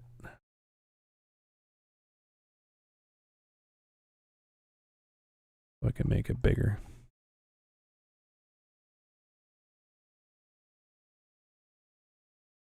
This is a very interesting spread. This is regarding a disagreement that someone's having in your family. That is putting that you are distancing yourself from. So you're represented here by the Hermit, is what I'm gathering, and there is what I'm going to say based on the Wands and the Pentacles here. This is what makes it interesting. This is a disagreement between powers of your family. So somebody who is the intellectual power versus someone who is the financial power of your family. And you have distanced yourself between these two individuals. This is what the Hermit is representing here. So the Hermit's representing you in this situation. You need to take a step back. If you have not already, you need to take a step back. Because there is based on the fact that the King of Wands and the King of Pentacles have both come up in this situation, they're facing away from each other. This is a disagreement. This is a disagreement between money and power, like mental power, right? This doesn't necessarily represent family members. This could mean the same person. This could be the same person. This could be either a parent or a. Let me just see here. This is someone that's connected to you, not necessarily a parent, though. Someone is having some sort of internal struggle between. Sounds troublesome. Not really troublesome. This is just telling you what you should do here. It's a struggle between what their heart wants to do and what they're able to do financially. It's your employer. So this is telling you that you need to take a step back from the situation. You've been too involved in it, and it's telling you the Hermit. This is the interesting part. So we have the minor arcana here with the kings, but a very high minor arcana with the kings showing up. And we have a major arcana in the Hermit. So this is a very strong message for you to step back. That you need to relax. You need not relax. You need to pull yourself. You need to pull yourself back from this situation. Like, come back from the situation. You're too involved. You need to take yourself away from it, and remove yourself from it. The Hermit is Just to let you guys know, if I go silent, it's because I'm trying to draw from some insight here. Yeah, the Hermit is telling you very strongly that you need to pull away from that situation because this is not something that you need to deal with. This is not your decision to make. You've been too involved. This is a decision between power and money, like the heart and the finance. This is something that's a disagreement that is not involving you, and that you should step back from it. That's what I'm getting from there. Yes. Yes, there is a power struggle right now, and the Hermit is telling you that you need to stay the hell away from it. That is going on right now. Very short and sweet, very to the point. That's what I like to see from my first tarot card reading of the day. Nothing ambiguous.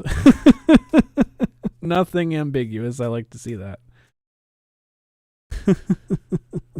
I hope that makes sense, Ellie. I really do. I hope it was a very, very clear message. That doesn't always happen, so it was a very, very clear message.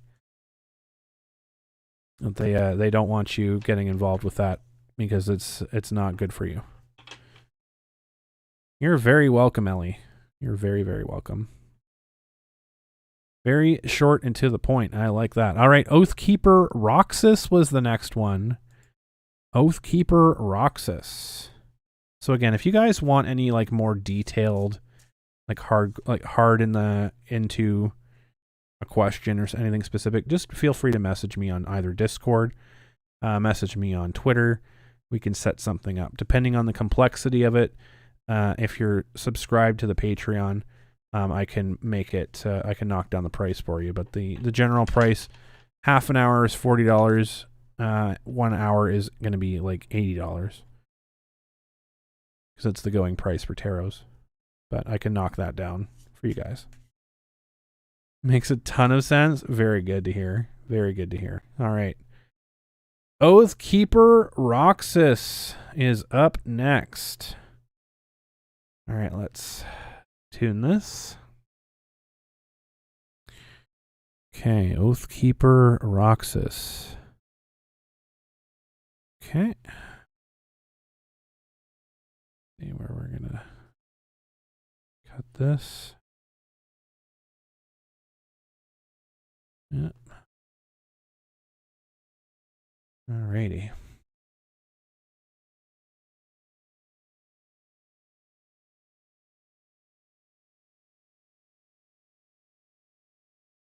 Let us go. Let's see here. What do we have? Okay.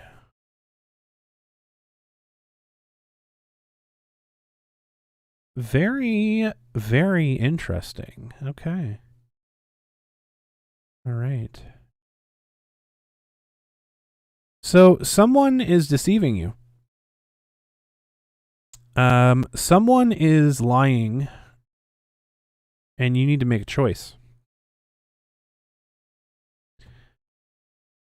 You have the world ahead of you. Now, the world here is very powerful arcana. Very powerful arcana. She does not come up very often for me. Neither does the devil. They're both very, very strong and very odd. This is a very interesting one because you're stuck between two choices here. Bear with me while I look up something really quickly. Somebody is being dishonest with you, and you have to make a choice between these two. Yeah, okay, that makes sense. Exactly what I thought. Okay.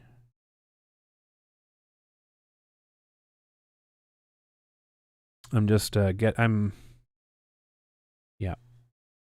Perfect. It's so strange that they came. Okay, Oathkeeper Roxas, I hope that you're here because this is a very, very important message for you. The devil and the world are pretty much like polar opposites in terms of what they mean in the tarot sphere, right? The devil represents temptation,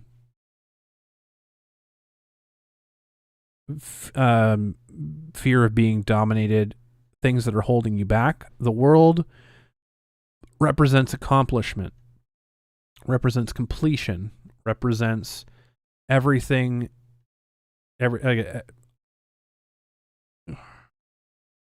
everything of where you could go. The Three of Wands here is showing that you've made the choice. You've made the choice. So the Two of Wands is the choice. The Three of Wands represents the choice that you've made. Okay. Let me just try and rein this in a little bit here.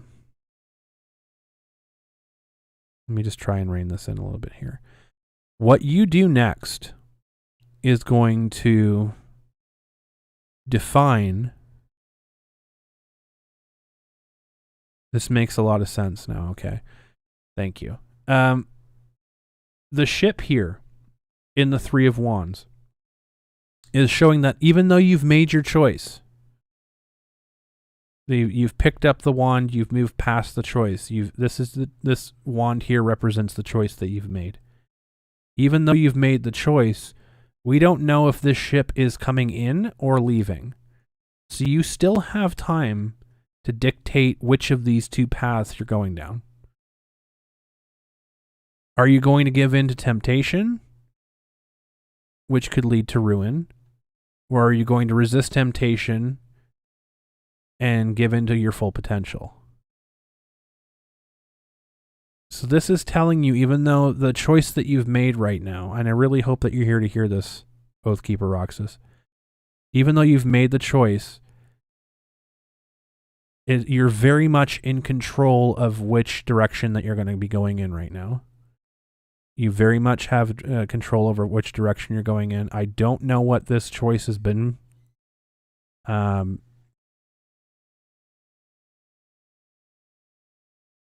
don't know which choice this is. This is something that it's probably intimate towards yourself, but you have two paths that you can walk down right now. Well, you've made your choice to it.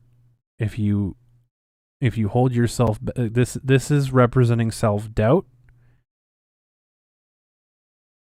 The devil is representing self-doubt and temptation. So just be aware that you're fully in control of the situation now, and you have the choice to either seek out your full potential, if you can avoid getting tempted, if you can avoid holding yourself back. You've made your choice. Yeah, stick with the decision you've made. Don't doubt yourself. I'm trying to draw as much as I can from my guides to interpret this, so I'm not giving the wrong message here. Saying stick with the choice that you've made. Don't doubt yourself, because the world is here to tell you that you have the path that you've chosen is leading towards your potential. I know that you're feeling a lot of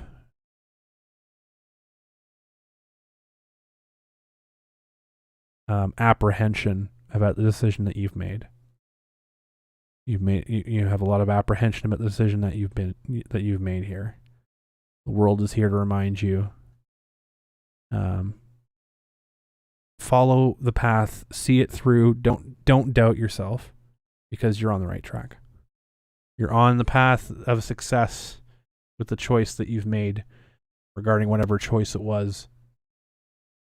Don't fall to the temptations that the devil has here for you. The world is a very powerful arcana and wants you to move forward with the choice that you've made. That's all I'm getting. I'm just getting over and over and over and again that You need to follow through with what you've decided. Follow through with what you decided, follow through with what you decided, follow through with what you decided. That's what I'm getting over and over again. So I have no idea what it is. I don't have insight. It's just what the cards tell me. So, and my guides tell me that it's not for me to know. So I just have to relay that message to you.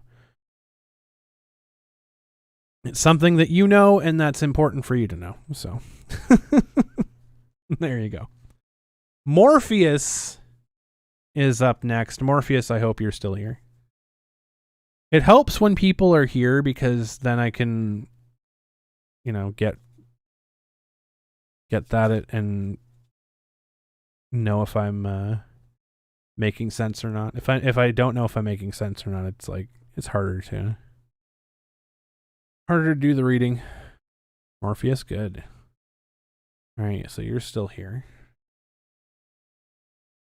All right, so this next one is going to be yours. You're here too? Cool. No worries. We're going down the list. So Morpheus was after Roxas. So we're going to tune to Morpheus here.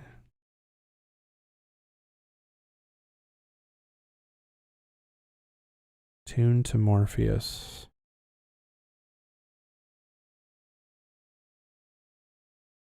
Yeah. Let's see.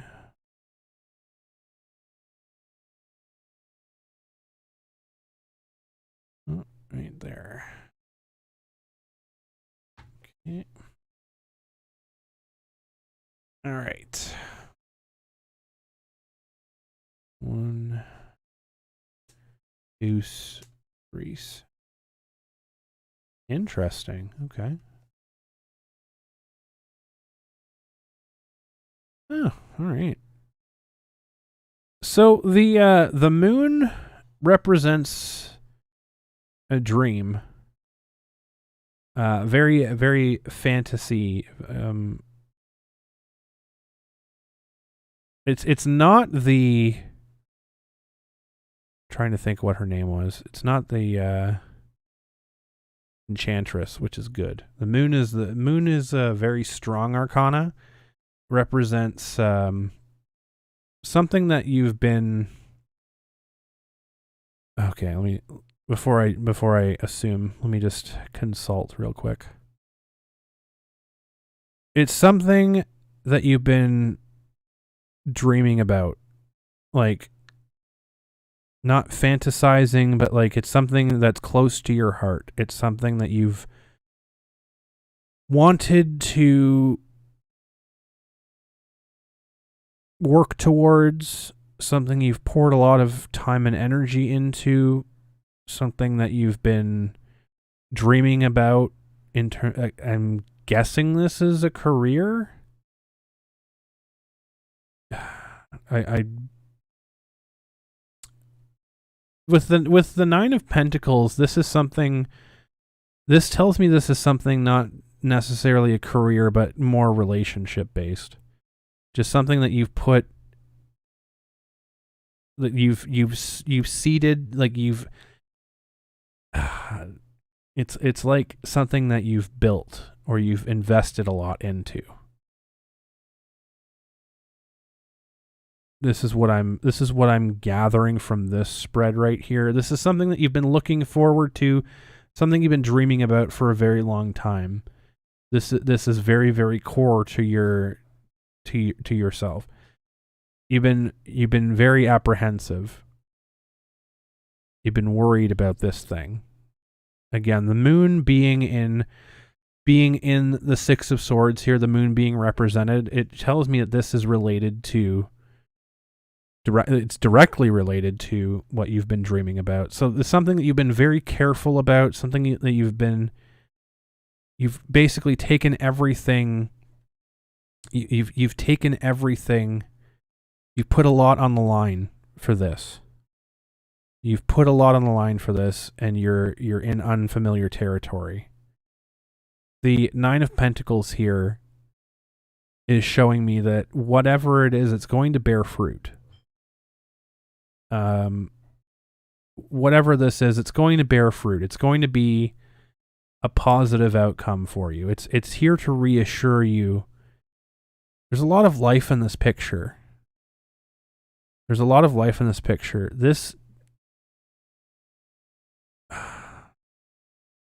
I want to say this is related to like a new family member.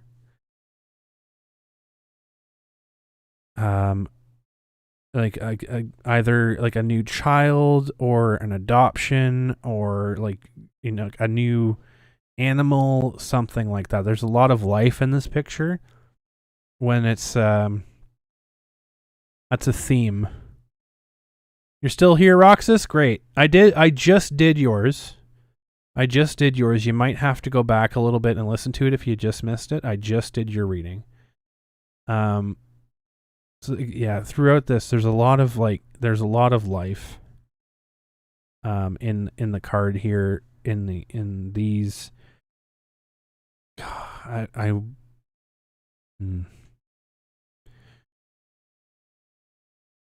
With the bustling life of the Nine of Pentacles, Pentacles generally represent wealth, and I believe in this situation, it's value, it's a wealth of what you've been investing in terms of emotional wealth. So this could be in terms of a relationship. You've been trying to master lucid dreaming for years now. You've been attempting to write a book series for years. You had a son in 2019. Oh, wow. I'm very much getting the feeling that this is something regarding like a life, like not necessarily a career. This is something you've been dreaming about for many, many years. This is a passion of yours that you've invested a lot into. Like, you've basically taken everything you have and you've gone into new territory. And this is showing that, you know, pursue this, because this is going to be a fruitful endeavor for you. Like all of the things that you have sown, like all of the seeds that you have sown, everything that you've put towards, there's lots of life in here. There's lots of happiness going on. There's lots of abundance. So whatever project it is that you've really poured a lot of your heart and soul into, it's telling you, like, this is telling you in this spread that you're looking at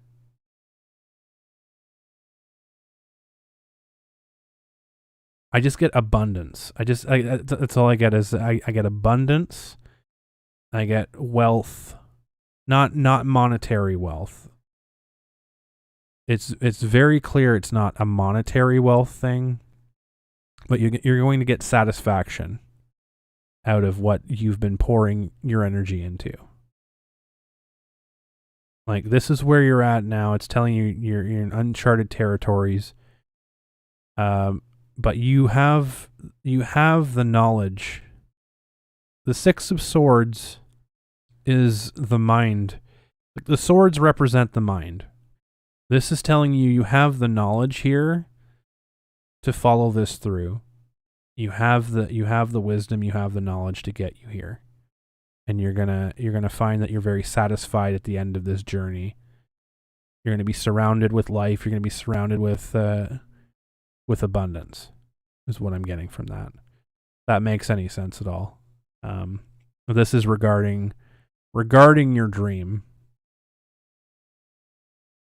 which might very well literally be lucid dreaming. I don't know, but there you go. I hope that makes sense to you. As always, it makes no sense to me. But there you go. Remember to mash that like button. Exactly. Yeah, it's very much a reassuring one on that one, Morpheus, of that, you know, you're not necessarily having as much self-doubt, and the devil card was not there, so you're not having as much self-doubt. You just want to make sure you see that through to the end, and you might based on that, and I hate to call it, like I hate to call it out, you might be having another little one soon. Because from that pentacle card, I'm seeing a lot of life. A lot of life. So you might be having another little one soon. I'm getting told that that's very much the case. So I really don't like calling that, because it's kind of like a super duper personal thing. And I don't like putting that expectation out there, but there you go. That's I'm getting it from the card. I'm getting it from my guides. So I'll try to make that make sense for you. So if it sounds like I'm kind of all over the place, it's because I'm trying to find the right wording. And if I'm saying if I have something in my mind that I want to say, but it's the wrong thing, then my guides don't let me say it, and so it comes out janky. If it makes any sense. All right. You're very welcome, Morpheus. I hope that was insightful. Samantha. Oh, we have Milo first, though. I hope Sam's still here, because Sam's coming up after Milo. Milo, the gamer. You're up first. Milo, the gamer. I hope you're still here. If I knew wife gets pregnant, it's not yours since you're in the U.S. and she's in the Philippines. Time to drop her butt like a hot potato. I don't know. I think I think you're due for more. I don't think that there's like an active one in the oven. I think you're due for more, though. If you only have one child, I think you might be getting 2 more. So that's the very, very, very strong indication I got from that card. Very, very strong indication I got from that card anyway. So.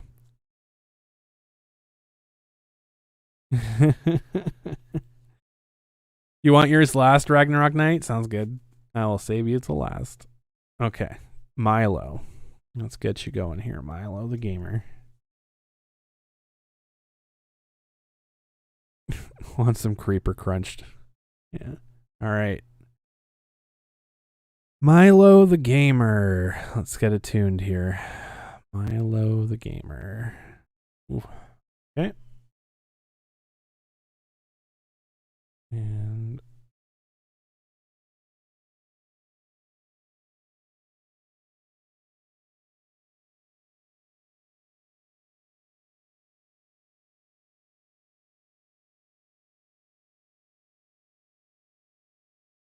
there. Oh, that one's hopping out. It's ready to be. Ready. All right.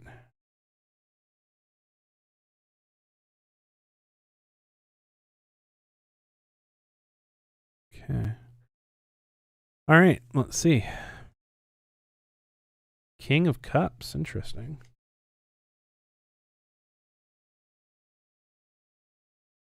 Oh. A very curious spread. Okay. So we have the King of Cups, followed by the Ten of Pentacles, followed by the Queen of Wands.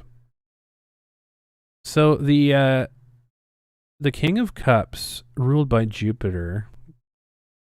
Not Jupiter, Saturn. Is that Saturn? That's Saturn, right? Yeah. Not Jupiter.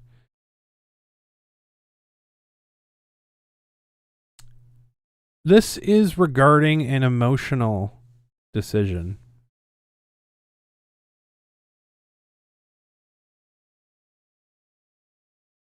So the cups are emotional. You need one too, Randy? No problem. We got you in. We'll got you in there. We're gonna keep doing tarot cards until the list runs out. So don't worry. The cups represent an emotional decision here. So the King of Cups, very, very high up on the decision here. This is regarding something that you're hoarding in terms of wealth. This is regarding something that you're keeping, that you might actually be losing because you've forgotten about it. The Queen is here to represent a passionate decision that you need to make. King of Cucks. Hey Gav, how you doing? The Queen of Wands is here to represent a passionate decision. This is such a strange... Can I get... I have to pull one more to get insight on this. Ace of Wands. Or Ace of Wands. Ace of Swords. Okay. Okay. This is something... Okay, one second. One second.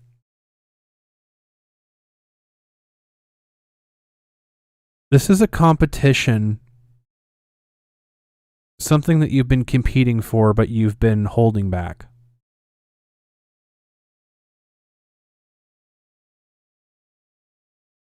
Sure thing, Ellie. Absolutely. The King of Cups and the Queen of Wands here on opposite ends. You've been really reserved.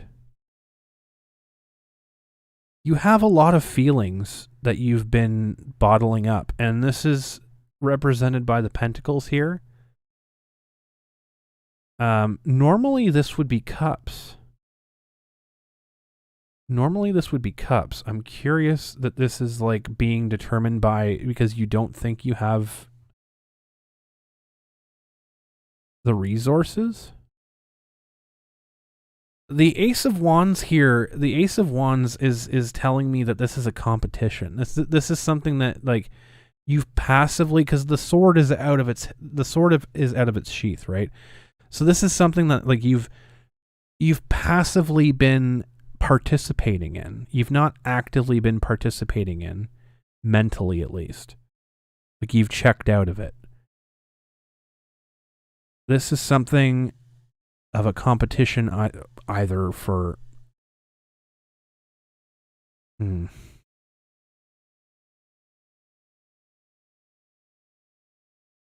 This is something that you have a lot of feelings towards, that for some reason you feel like you have to bottle it up.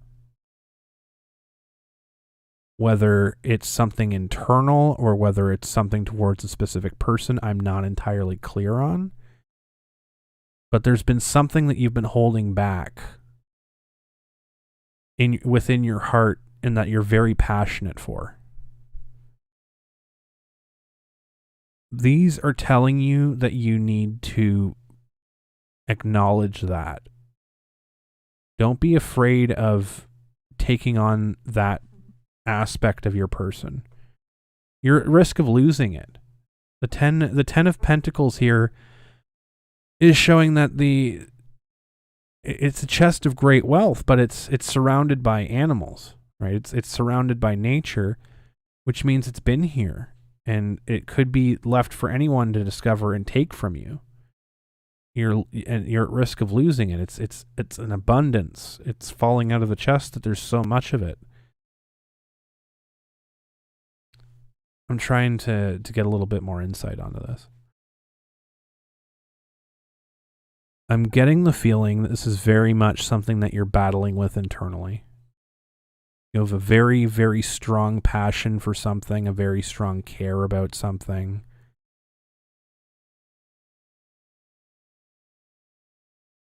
It's burning like the wand is right here. It's burning.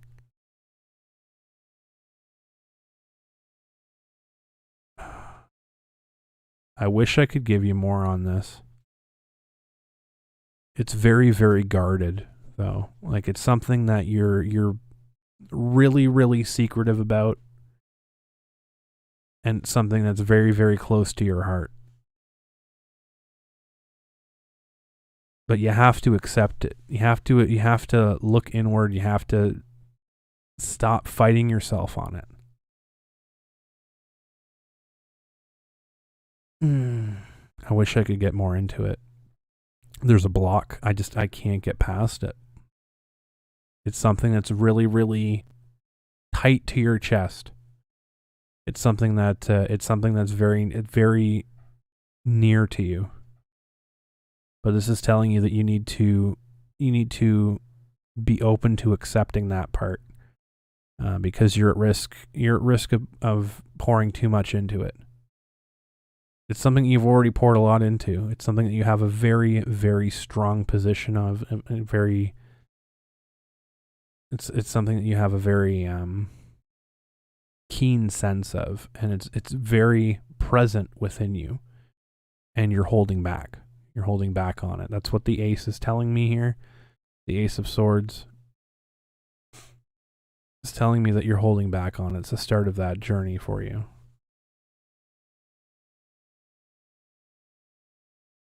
Yeah, it's the start of that journey for you. I don't know what that is. I'm going to try one more and see if I can clarify. Yeah, it's the start of a journey. It's very much so. The Fool is representative of something that is brand new, a brand new journey, and this ties in all together. This is something that is new to you. The Fool is showing up right now to tell you to start, begin, this is what the Ace of Swords is telling me too, but this is solidifying it. Major Arcana, the Fool, is telling you need to start this journey. You need to go down it. Accept this part of you, whatever it is. Stop doubting yourself, because you have an overabundance of passion for it. Just start it. Just start it, whatever it is. Only you know what it is. It's very, very much a closed door thing. It's something that only you know. It's something that my guides are telling me, like, I'm not going to find it out. It's not for anyone else but you to understand. It's something that you're very passionate about. It's something that that you have very close to your heart, and you have a lot to give in it. So accept that and start your journey on it. That's what it's telling me. I hope that is something insightful for you, Milo. I hope that's something. You're back from the convention now, Blaze Firestorm. That's awesome. Samantha, it is your turn. It is your turn for some tarot card readings. And please, folks, if you have any comments or insight that you don't want other people to see or hear, feel free to DM me. Feel free to message me on Twitter, on Discord, anything like that. Oh, FanExpo, yeah, FanExpo happened, and it's really terrible. You'll think it over tonight? No problem, Milo. No problem, Milo. I really, really hope it was insightful for you. Sam, I really hope you're here. I know you're cleaning or something. You're getting ready for your big move. Getting ready for your big move. So I'm really hoping that Sam's here, because it's Sam's turn. It is Sam's turn. Perfect. You're here. Awesome. All right. So we have Sam up next. We have more people down the line too. We have more people down the line too. Feel free, if anyone has not already had a tarot reading, I know Ellie will get your husband in here too. Feel free to type in tarot in the chat, just so I can mark it to see who wants a tarot card reading, and I will do one for free. If people want extended tarot card readings, if you want like a really in-depth one, I can set that up for you, but I will charge for those ones. I'll do free ones when I'm doing them on stream. I will charge for longer ones. Half an hour is generally like $40. 1 hour is like $80. So I can sit down and do like an hour-long session with you. It'd just be like $80. Who's up next? Sam. Sam is up next. Oh, my guys are doing pretty good right now. I'm not fighting back on them from saying really dumb things, so they're not too bad. All right, Sam. Let's attune. Let's attune to Sam. Off topic, but if you're interested, I'd absolutely love to come on sometime to do some birth charts and astrology. Ooh, I would really like that, Sam. That'd be amazing. Absolutely would love that. Okie dokie. Let's attune to Sam real quick here. Okay, there we go. All right. And then where to cut? Oh, lower on this one. Alrighty.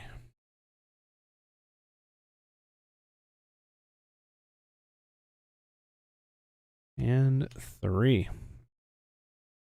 Let's see what we got here.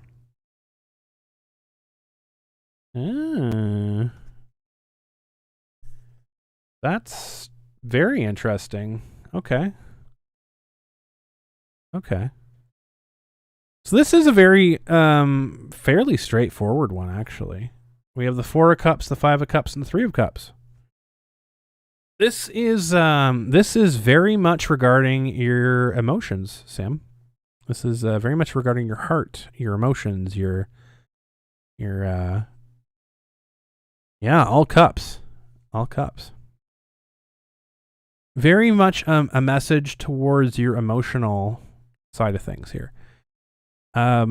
So you've been, the 3 of Cups is representing here that you've been given, the 4 of Cups is representing here. No problem, Gabby. Yeah, we're going to fit everybody in. Don't worry. We're making a longer show to make up for last week, so don't y'all worry. The 4 of Cups here is representative of the gifts that you've been given. You've been given a lot of gifts here. It's telling you that you're very talented in terms of your ability to be empathetic and things like that. This is regarding like very much emotional side of things.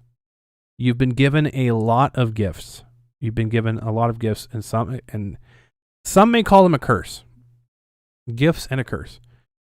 But these are coming from the heavens here. So you can see the hand. A bit hard to see on the glare, but you can see the hand giving the gift down, giving the gift of cup, giving the gift of emotions. You have a lot of these already, right? You have an abundance of these. And it's not that you're taking them for granted, but it's that you're not really seeing them for what they are. You're overlooking the gifts that you've been given. The 4 of Cups here, or 5 of Cups here, is showing that you're upset over the loss. You're upset over a loss, but you're overlooking the fact that you still have these gifts too. You still have 2 cups. Whoops. You're crying over the loss. That's my fat fingers. It's nothing else. You're crying over the loss of your 3 when you still have your 2. So like, I think you already know what this is about.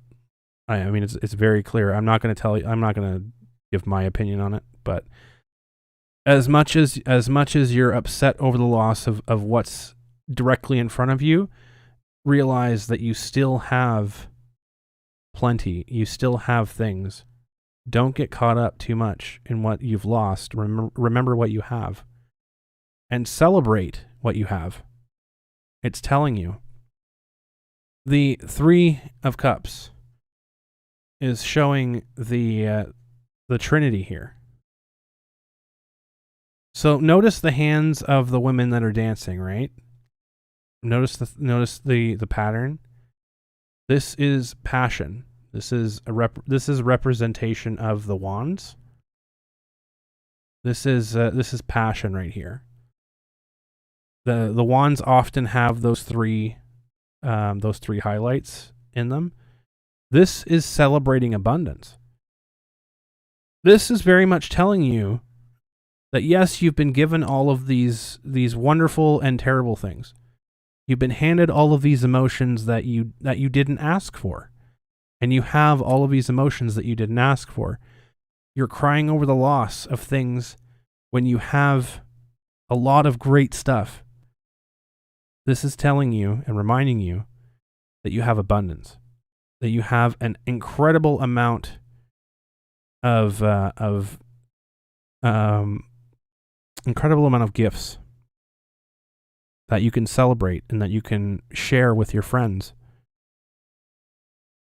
It's straight up. It's just friends. I mean, like this is very much telling you like you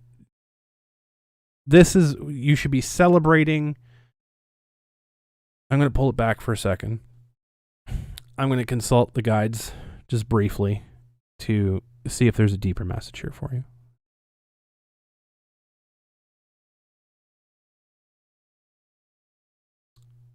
Celebrate what you have. One can understand the loss and the pain that brings.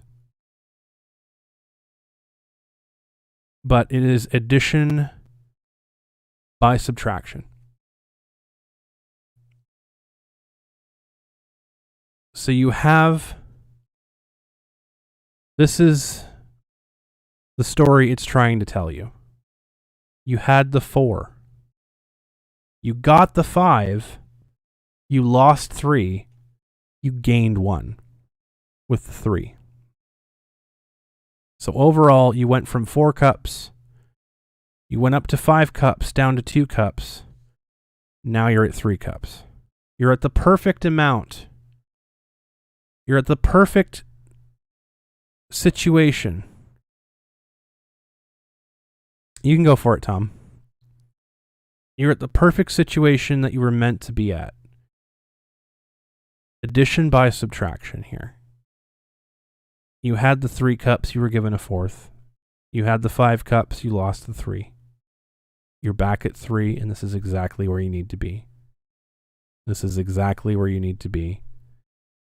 You can celebrate, you can be happy with what you have, because this is where you need to be right now.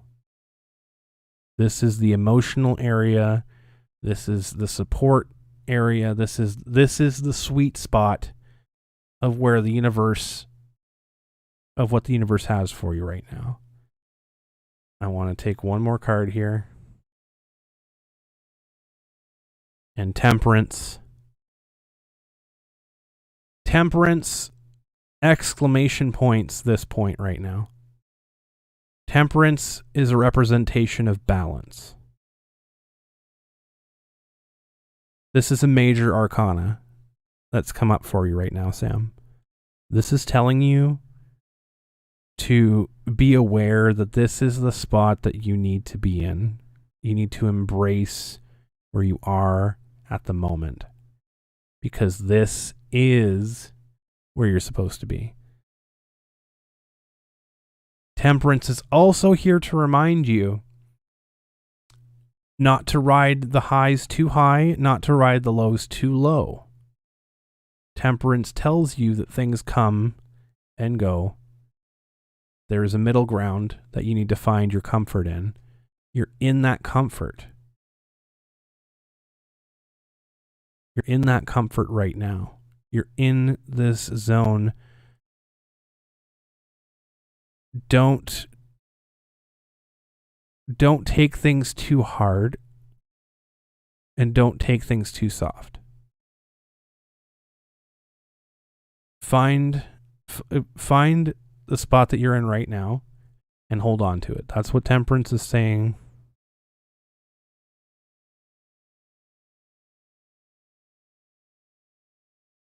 Temperance with this planet in the background. This is also a wands planet, so it ties in with this situation right here. This is what ties in with this right now.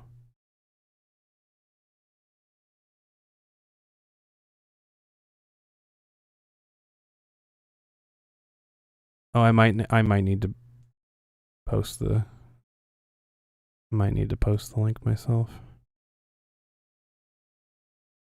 It's telling you just temper your emotions. You found a great spot to be in. You've found your pace.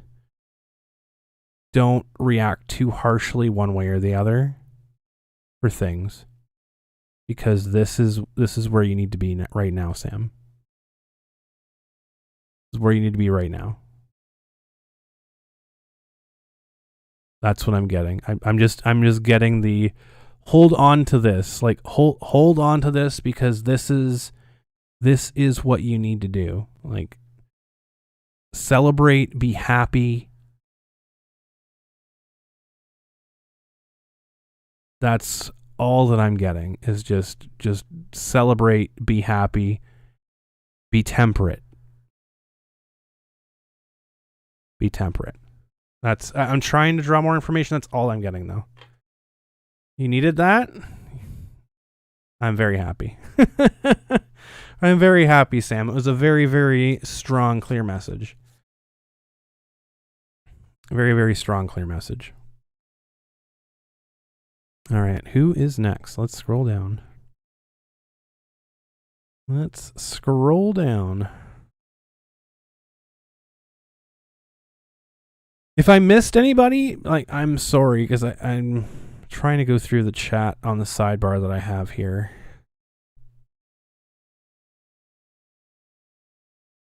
I know there's some people that came in a little bit later, so.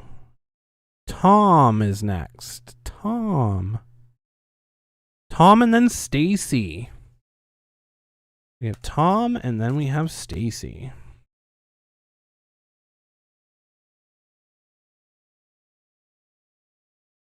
And we have more people after that too.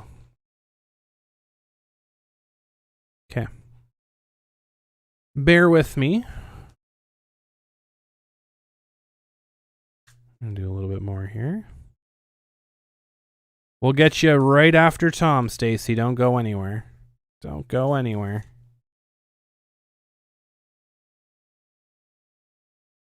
Okie dokie. I'm going to tune to Tom real quick here.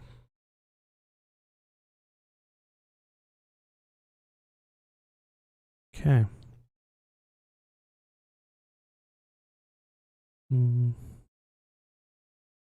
Okay.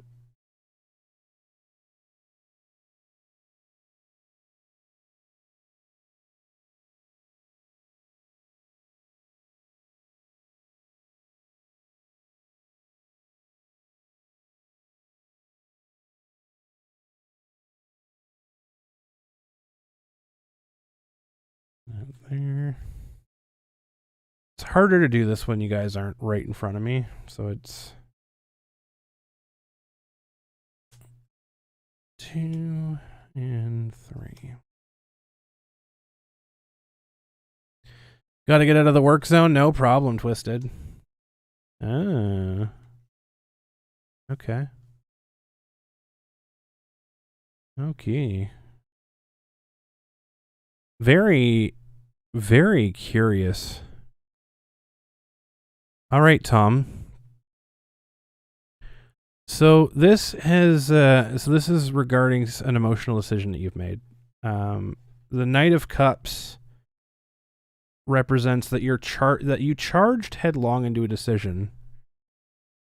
And while you were victorious, it's at what cost?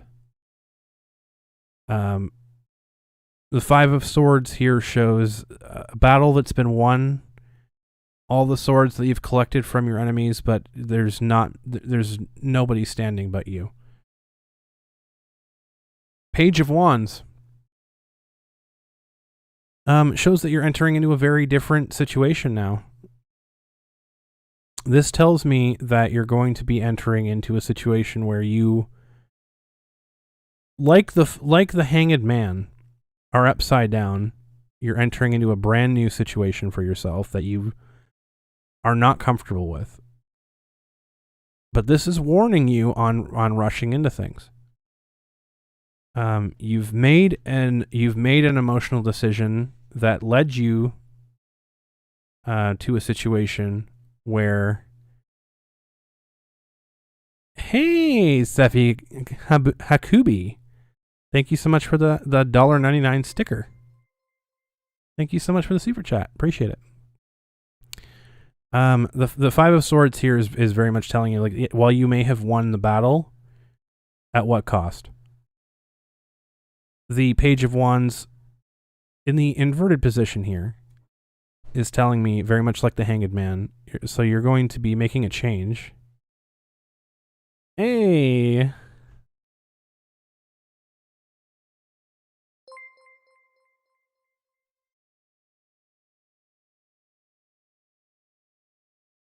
Oi, oi. I don't know if Bella's going to read that one. She should, but...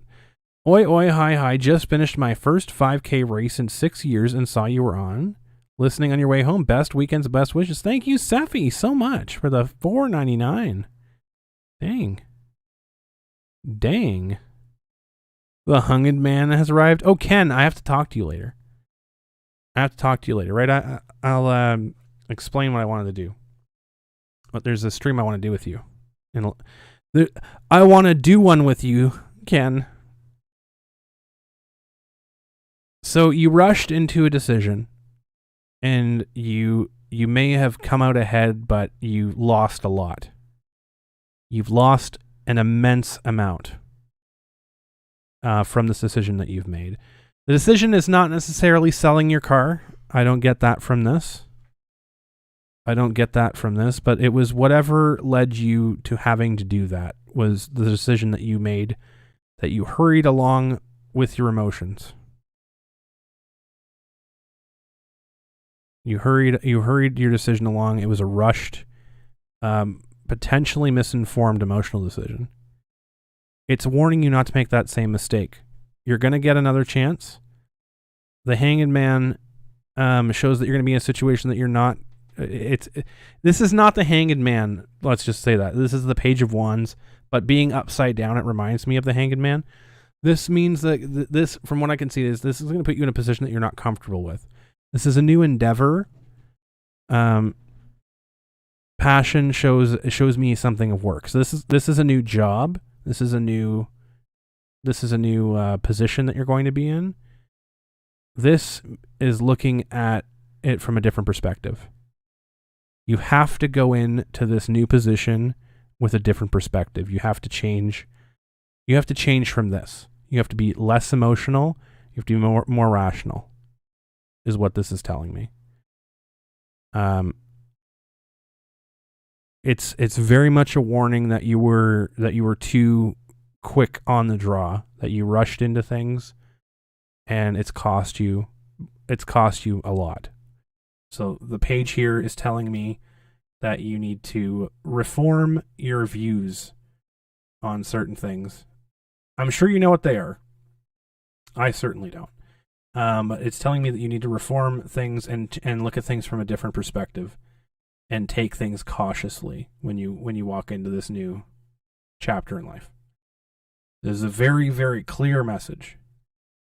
Not really, and you did rush into selling the car, but you had no choice. This is something that you're gonna have to just think on, because this is a very, very clear message. Even my guides are telling me, like, you need to change your outlook. You need to change your perspective. Need to change your outlook, because you're gonna head to the same situation. And just you have to do the same situation. Welcome back, Twisted. I'm gonna pull one more card. It is the Five of Pentacles. So yes, this is again very much related to job, workplace. There is light at the end of the tunnel here for you, Tom. But you have to change your outlook. You have to change your outlook. That is what is being told to me very, very, very strongly from these cards. So take a bit to think that over. I know it's very short and sweet, but it is a very potent and powerful message. So take that for what you will. Thank you for the compliments on yesterday's stream with Nick. It was fun. You'll probably do a stream with the guest on your show to dig deeper into the topic. So yeah, I'll DM you on Discord and set something up. Just popping in to say hi. Finishing logistics for your big channel event tomorrow, Supporter Sunday. Let's go. Welcome back, Twisted. Supporter Sunday.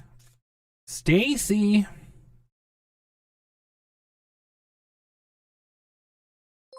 Made record sales yesterday, damn. Action Toys. Toys channel tip $3.95. Take these crumbs. Thank you for the $3.95. Thank you for $3.95. Appreciates it. Oh wow. That's really sad, Tom. Stacy. It is your turn.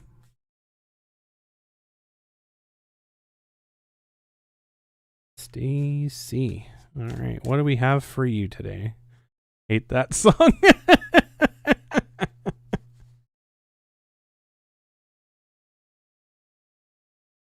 Okie dokie, Stacy. Let's see what we got for you today. Gotta go finish preparing your things for your event tomorrow. I want to see people for your stream with Dollhouse Phil in the Q&A. Nice. Have a good one. Best o' luck. All right.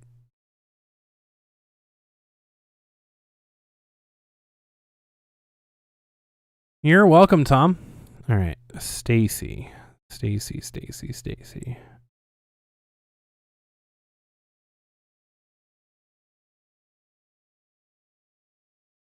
Okay, there we go. $600 Canadians, only $3.90 for Americans. Sag. Okay. That's about there. Rums. Exactly.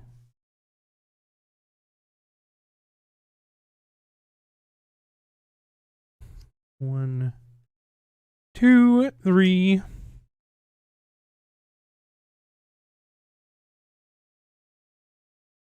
All right. Oh. Very curious. Okay. So you've made a very decisive move recently. Let me just check. Judgment rarely ever comes up for me. Like rarely.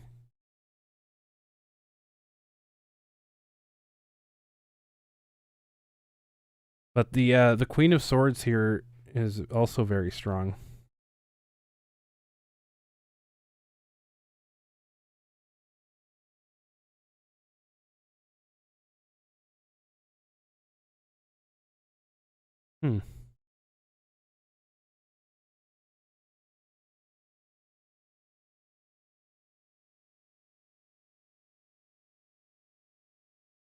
One second here. I'm just getting some insight onto these.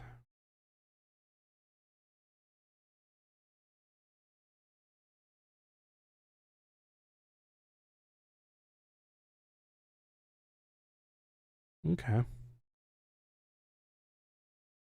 So this is regarding what I'm getting here.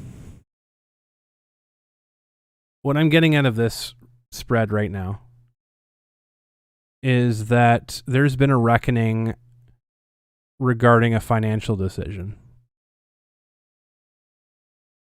that apparently you feel pretty apprehensive about. This is this is very, very recent, or it's upcoming. It may not have been decided yet, but this is something that you're feeling very apprehensive about financially. This is something that's going to be this is a final absolution. Like, judgment shows me like this is the decision about what's happening. Like, that's it. There's no other things. Judgment is very, very powerful in this. The Page of Pentacles shows me apprehension with a financial decision. That's what the Page of Pentacles shows me. The Queen of Swords is here to remind you, and you can see the lights in tune with the wands. The Queen of Swords is your ability to smartly make this decision. She's here to remind you that you have the wisdom and knowledge and confidence. She's confidently showing you that you have the ability to make this decision properly. Let's see if I can get a bit more of an idea. I'm sure this makes sense to you. Okay, so this is regarding... Wow, this is a pretty powerful decision. This is something that you've been thinking about for a very long time. Something that's been in your dreams, something that's been either haunting your dreams. I don't get the feeling of nightmares off of this, but it's something that you've been visualizing very, very heavily. Yeah.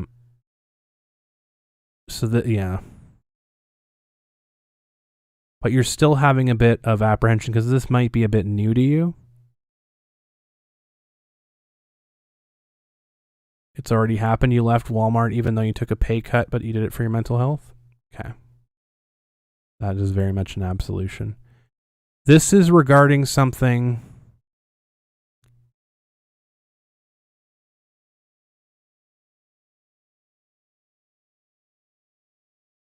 It's very curious the moon comes out for this.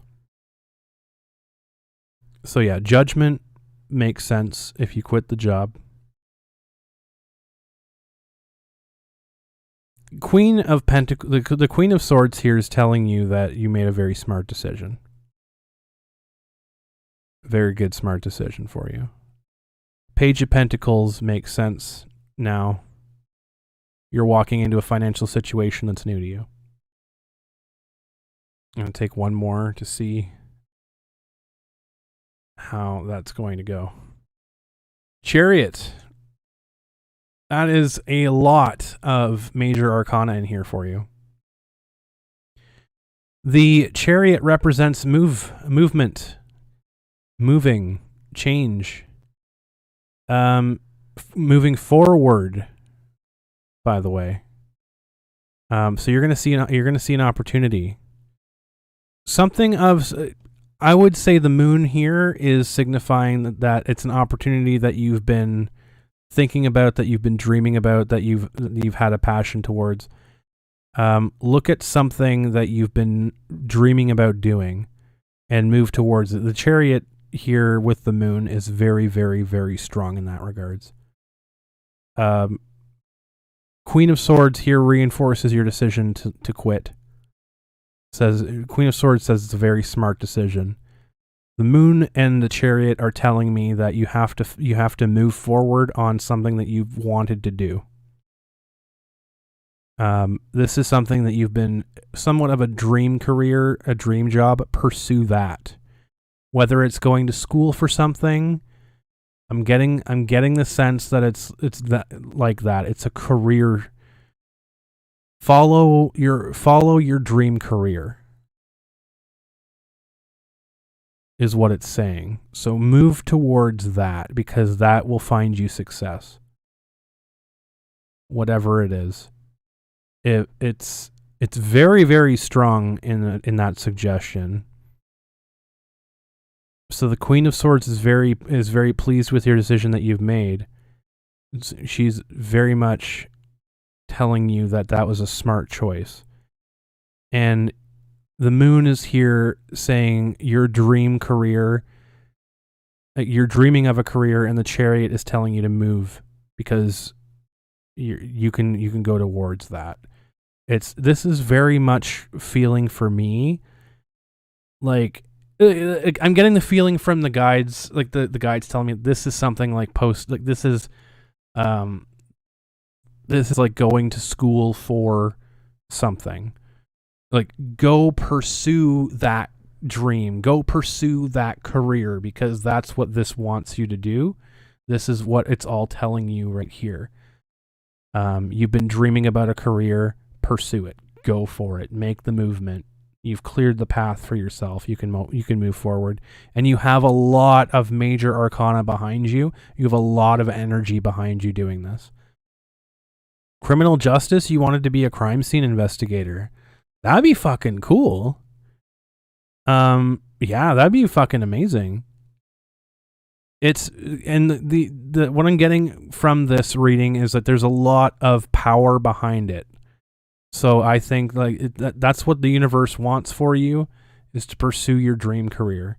Move forward with that. You're going to be a lot happier. You're going to be a lot healthier mentally for that. The Queen of Swords is here telling you that you have the knowledge to do it. You have the ability to do it. So that's very, very, very strong in this reading. Telling you to go ahead for it. You were in school, you had to drop out. I think you should go back. I think you should go back into it, because from everything that I'm seeing in this right now, it's telling you to go back to it. It's telling you to go for it. 100%. Very, very, very strong. Like, I'm getting like the feeling of like being pushed off my chair. Like, I need to go do it right now. That's the feeling that I'm getting. I'm getting pushed. Like, that's what this wants you to do. It wants you to move. Like, the chariot's very, very strong in this. Very, very strong in this reading. It wants you to go. So that's what a message I'm getting right there. Oh my goodness. That was we're getting some good ones today. We're getting some good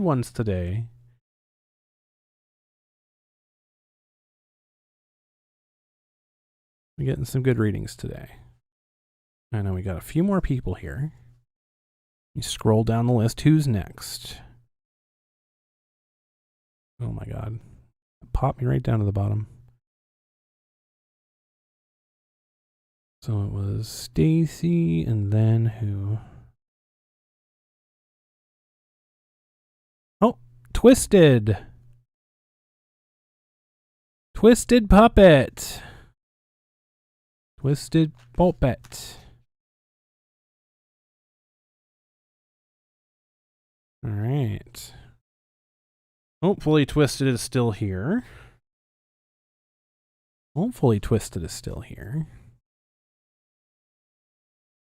We'll save Ragnarok Night till the end. Ragnarok Night wanted to be at the end, so we'll save Ragnarok Night till the end. Because he was next, so we have a few more people. Twisted. We'll get you going here. Awesome, you are here. Good. Get the insight going here. We'll get the insight going here. All right.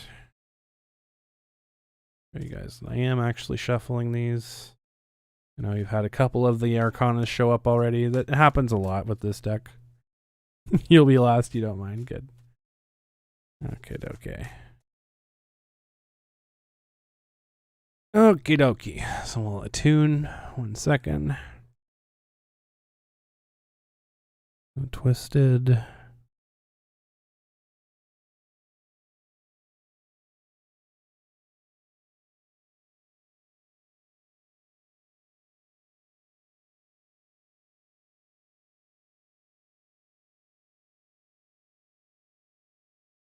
Twisted Puppet. There we go. Gonna go now. You're super tired and need sleep. Have a great sleep, Stacy. And there we go. Okay.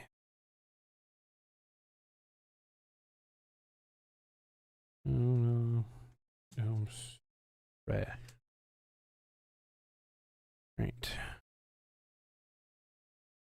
Page of Swords.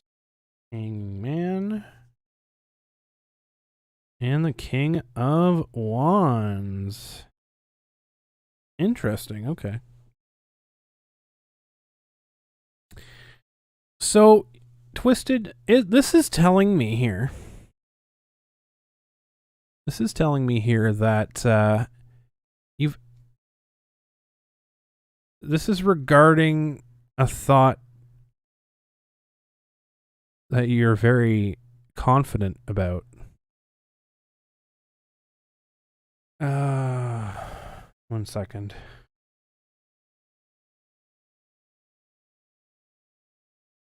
One second. Let me get this straight here.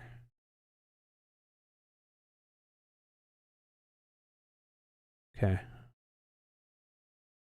It's something of a new project that you have a lot of confidence in. This is what the page of Swords is telling me. It's a new idea. It's a new project, right? The King of Wands is telling me this is a passion project of yours. Something that you may have a lot of experience in, but this might be your first time doing it. The Hanging Man's very interesting here. The Hanging Man is very interesting here because it's telling you that you have to take a different approach.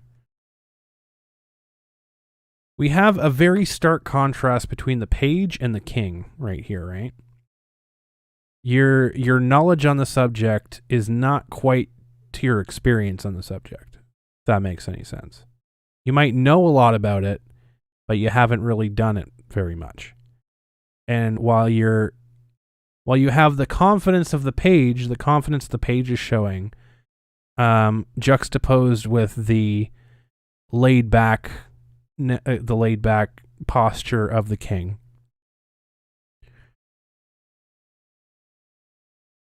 What I'm getting from this right now is that you have to kind of flip your perspective on this. You have to change how you're approaching this if you want this to be successful. Because right now it comes off with the Page is that you're a little bit too cocky about it, and you need to be a little bit more laid back. You need to be a little bit more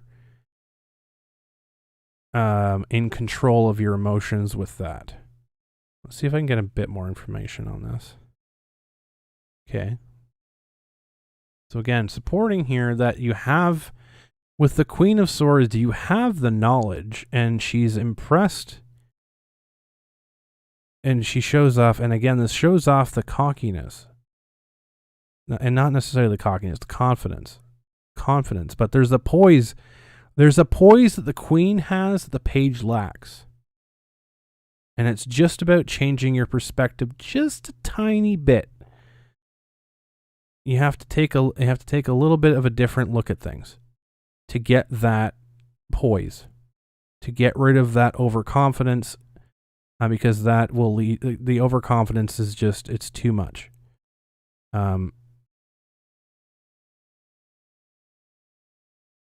want to find out a bit more about this. Please tell me a bit more about this. Aha. Okay. Aha. The star rarely comes up for me.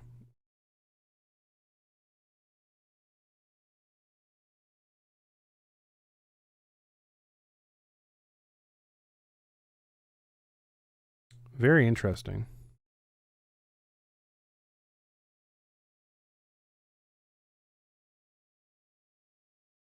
So this is regarding something that you recently just had thrust upon you. This is, it might make a bit more sense now. It makes a little bit more sense for me as to what this is here. So you're in a new situation that you have a little bit of overconfidence about, a new idea, a new situation. The star tells me that this situation was forced on you. You didn't have a choice. You didn't have a choice, and you think you know how to handle the situation, but the hanging man is telling you that, hold on a second, you need to like look at all angles here. You need to look at all angles, because you're walking into this a little too overconfident. The star follows the tower. The tower is forced change. A change that is thrown upon you that you don't have a choice in. The star is the new beginning, the ideas, the new process of it all, which it very, very much makes sense. So there might have been a situation that you've been forced into and you have a lot of misplaced confidence in. Don't fall for it. Look at all factors of the situation. The hanging man's warning you right now. The hanging man is warning you that you're a little too overconfident on the situation. You're not looking at all the angles. Look at all the angles and be prepared. The Queen of Swords is that confidence. The Queen of Swords tells me that you know how to handle this. You just need to analyze it a bit more. And the King of Wands is also telling me that you're going to get there and you're relaxed and you're going to be fine. You just have to look at all of the angles. You have to look at everything. Don't get too cocky. Don't get too overconfident. Just you can relax. You have the knowledge. You have the ability. You're going to be okay, but just think things through. Look at it. Think things through first, because this is a change that was forced on you. You didn't have a choice in it. This is a new situation for you. Just look over the entire situation entirely, and you're going to be okay. Don't walk into it with a false sense of confidence or a bravado or ego or what have you. Look at it from a fresh perspective. This is a new journey for you. This is a fresh start, is what I'm getting here. This is a fresh start. Whether it's you're saying it's job related, could be a different department, could be a different job, could be something else. This is a fresh start for you. That was not your choice to make. So don't be cocky about it. Just be calm, collected. Be the Queen of Swords that you are.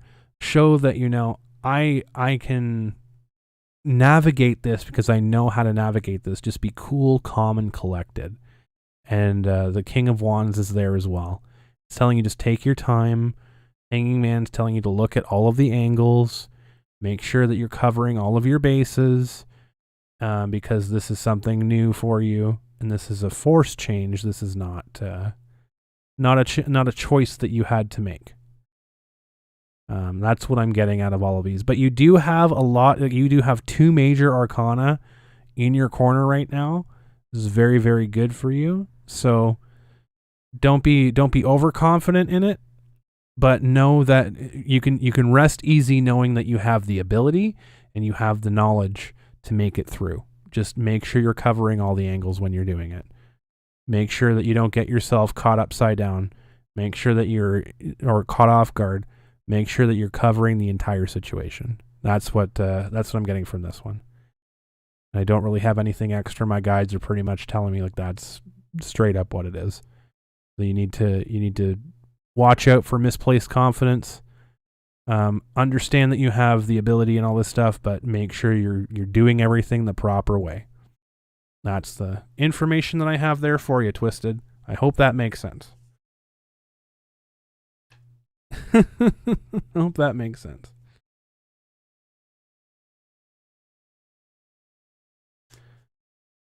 Very interesting, varying readings today. My tarot deck, slow and steady, exactly. Slow and steady, you're going to get there. You have the knowledge. The King of Wands and the Queen of Swords tell me that you have the knowledge and the wisdom to get where you need to be. Just got to take it slow. Just got to take it slow and cover all the angles. You're welcome, Twisted. My tarot deck is usually pretty sarcastic. Don't get penisy. My tarot deck's usually pretty sarcastic, but it's actually being pretty on point today, which I'm thankful for. It's really nice. Okie dokie. Who's next? So we're gonna save Ragnarok Knight till the end. Who is next? We get a couple people. Action Toys. Action Toys is up now. We'll take that. We'll take a look.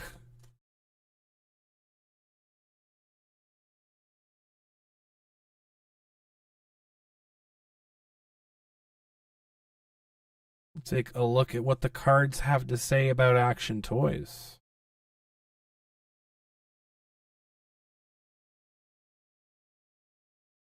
Okie dokie. Little tune. Gotta go. No problem, Twisted. Take care. Action Toys. Action Toys. Oh, there we go. Should be interesting.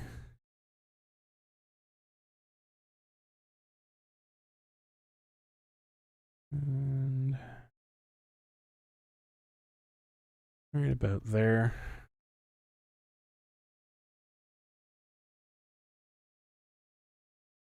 Okie dokie. The devil inside. The devil inside. Every single one of us, the devil inside. All right.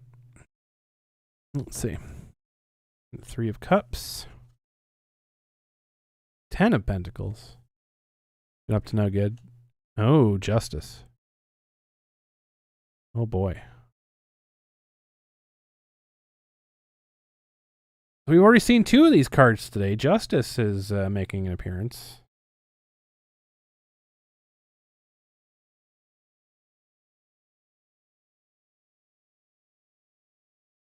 All right, Action Toys. This is your reading. So you've been very successful. This is, yeah. You've had a lot of success here. You've had a lot of celebration. This has led to a bit of neglect, though. This has led to a bit of neglect, though. That's going to come back to haunt you. Not in a bad way, hopefully, but you're gonna have something coming up fairly soon that you have to be prepared for. While you've been celebrating in here, you've left open what you've had in abundance here. So you've left the chest while you've been out celebrating and partying and all the good stuff, right? While you've been living life. You forgot about something. This is going to come back and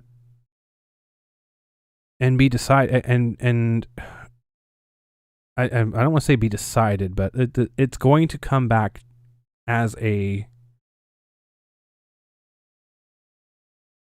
trying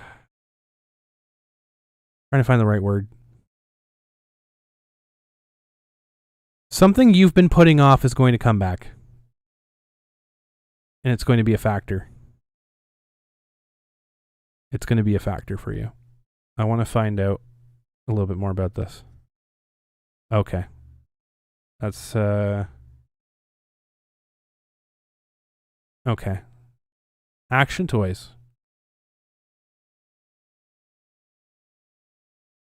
You've been avoiding something. The High Priestess tells me that you've had your head in the clouds. You've fallen for the temptations. You've been avoiding a topic. You've been avoiding something.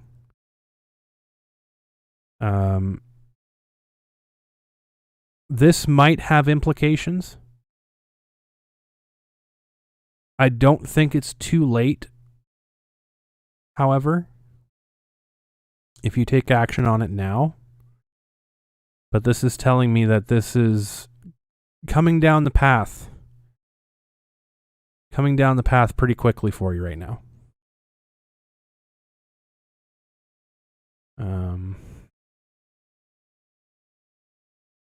Okay. You've been doing well and celebrating every day with your family. This is a choice between two people. This is a choice of the heart between two people. I'm going to be leaning a lot on my guides right now to try and get the proper wording, so bear with me.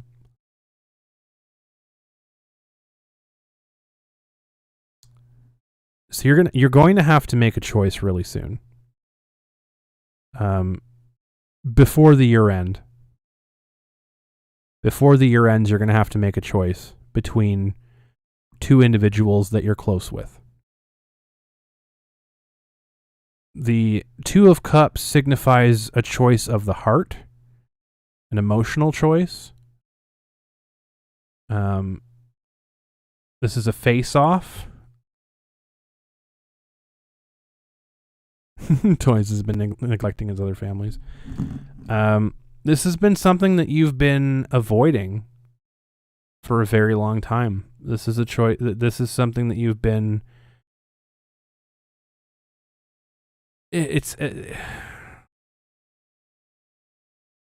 You're lost in an illusion of something with the High Priestess.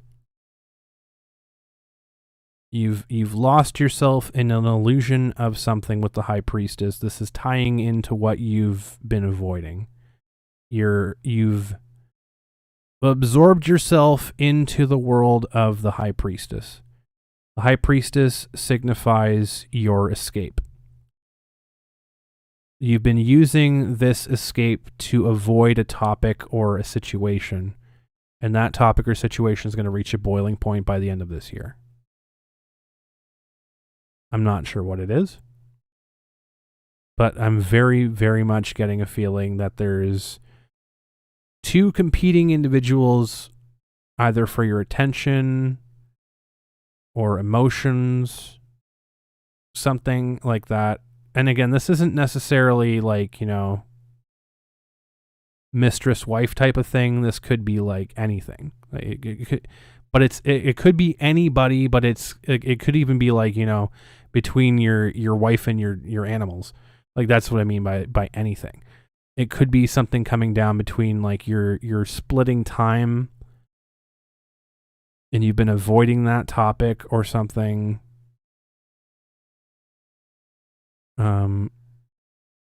But you're going to have to make a decision on it, because that decision is going to be made for you by the end of the year.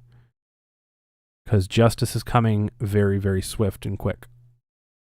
Justice is blind. Justice makes the decisions.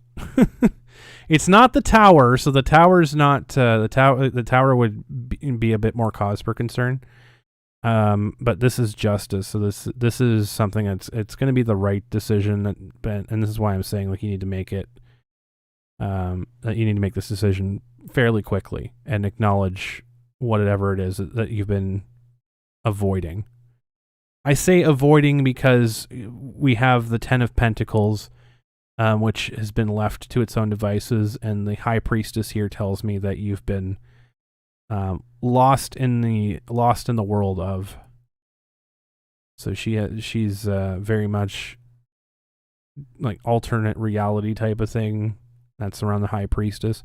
She's telling me that you've been escaping whatever it is, because times have been good. You've been what have you, but you've been avoiding something. You've been avoiding something that you need to come to terms with, because that thing, you don't have a choice to ignore that anymore. I'm going to pull one more to see if I can get any more clarification on it. Yeah. So the Eight of Swords is willful blindness. It's a situation that you could easily get yourself out of. You're not tied. You can see in the Eight of Swords, she has her hands bound by a chain, but it's very loosely tied. She's holding it there herself. She could easily remove her blindfold. She could easily leave the prison of the swords, etc., etc. So this is something that was her own choosing. This is something that you're willfully avoiding. You're willfully keeping yourself contained by. So this is something that you need to acknowledge and you need to deal with, because it's coming. The decision's coming, and the decision will be swift. So I'm hoping that helps you, Action Toys. He's lazy, get to work. I'm hoping that helps you, Action Toys. That's about all I can pull from that, though. Randy is up next. Randy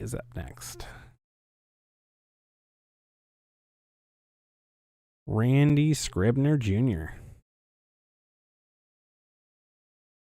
Got you. It sounds deep. It could be. It could be pretty deep. It's hard to say. It's a little dissonant. So I'm looking past something to keep up something you've been avoiding.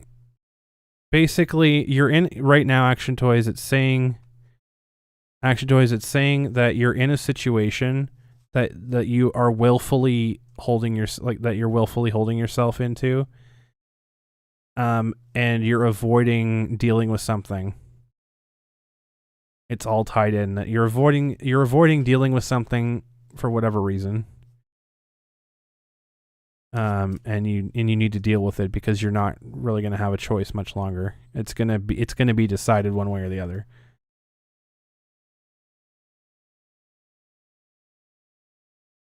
I work on hardly working.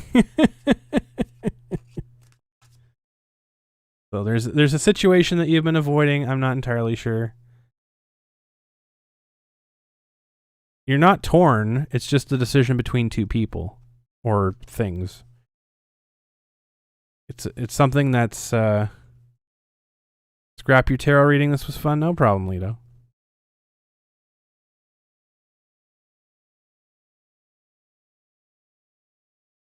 Do you have time to walk out for a few minutes? What you mean?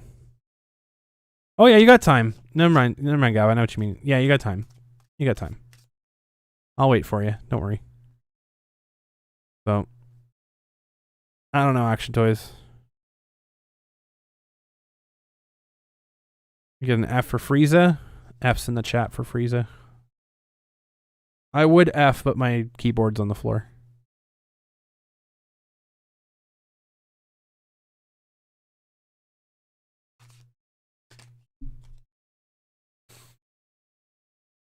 Randy, we got yours up next. Randy Scribner. See, you're here. I see you. And I will do this.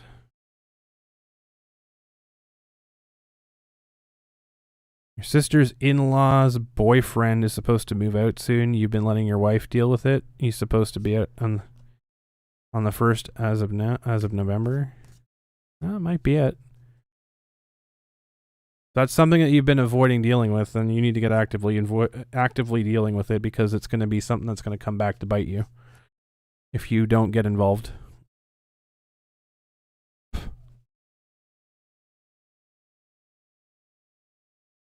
Because it's going to be seen as a choice between two people, and I'm going to go out on a limb and say that if you don't get involved, then your wife is going to see it different in a bad way if you're just forcing her to do it. So.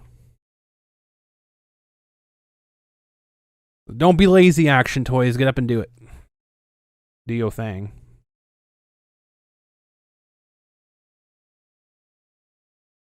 All right. Randy, this one is for you. Randy, this one's for you.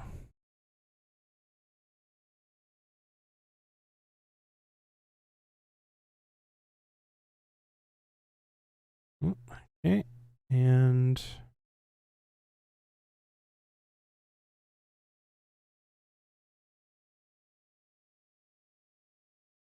ooh.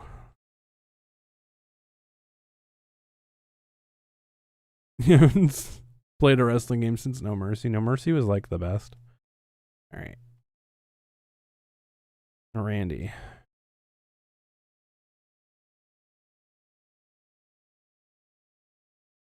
You jump to action when action's required. Well, that reading was telling you it is required now. So Okie dokie. Ah. Okay. So, Randy, this is telling me that someone has,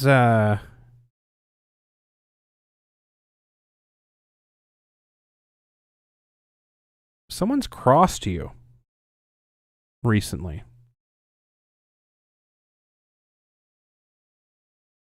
The Seven of Swords normally, now this is inverted, mind you. The Seven of Swords tells me that instead of you doing this action is being done to you. So somebody came in and took something of yours, or seemed to have taken something of yours. Now, the Queen of Swords here is telling me this might have been something that an idea or something. Usually the swords are the ideas. Someone took your idea, what have you, but the Queen of Swords is telling me here that not to worry. With the Magician shows creation, right? With the creation of the Minor Arcana right here. The Queen of Swords tells me that even though this person may have taken your idea, you can turn this around, or you have the ability to turn this around. And you have the ability to create something from this.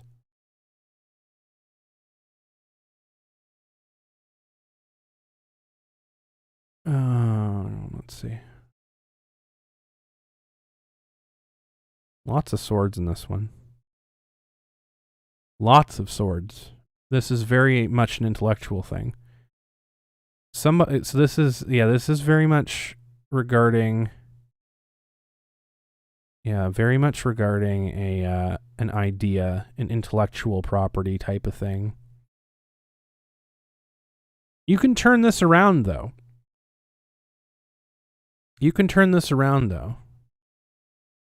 Hey, Bloomy Blonde Hearts, no, you just type in tarot in the chat and I'll go down the list. When I do these types of things, you can you guys just ask for them, and I go down the list and I get to it. I get to them. But super chats are very much welcome if you want a tip for any of the readings that I do. Anything else like that. Yeah, it's pretty sweet. And if you want really long ones, so like if you want like a half an hour one, off stream, like I do charge for those. If you want to do like an hour long one, I do charge for those. No problem. We'll get you, Bloomy. There's a couple people ahead of you, but we'll get you. So the Eight of Swords here is telling me like this might have shackled you for a bit. Might have had some self-doubt. Now like you're feeling pretty strong about your opinion though. Still. This is very much something regarding an intellectual property of yours. An idea that you had. But the Magician here is telling me that this is your creation. You're still going to create it. You're still going to create something. This person may have taken a lot from you, but they left some behind. Like they left a bit behind. And this might have held you back for a bit, but you've moved on. You've realized. I want to see a bit for the future here. Wow, it's very interesting. Yeah, again, creation. You have so much potential for this idea of yours. Don't fall into the pit of despair because this person's wronged you, Randy. Don't feel like this is the end. Could it be the money that they took? Yes, 100%. 100%. This is telling me, like, all of these are telling me that you possess the ability to make so much more. This might have shackled you for a little bit. Yo, Ellie. Thank you so much for the $9.99. Holy crap. Thank you for the readings, Crumb, and for me and the husband. Thank you so much, and we'll get your husband in here shortly. Don't you worry. Thank you so much for the $9.99 super chat. So yeah, the this is telling me that someone took something from you, took your idea, cost you money, but they left pieces behind. It's racked you. It's racked you with some self-doubt. But this wasn't your fault. This wasn't anything that you did. It wasn't anything that, you were responsible for. Queen of Wands is telling you to have confidence in your idea, because the Magician here reminds you that you're a creator. You are a creator. Look at all of the things that you've created. Look at all of these things. And it's telling you to go ahead and create, because you are a creator.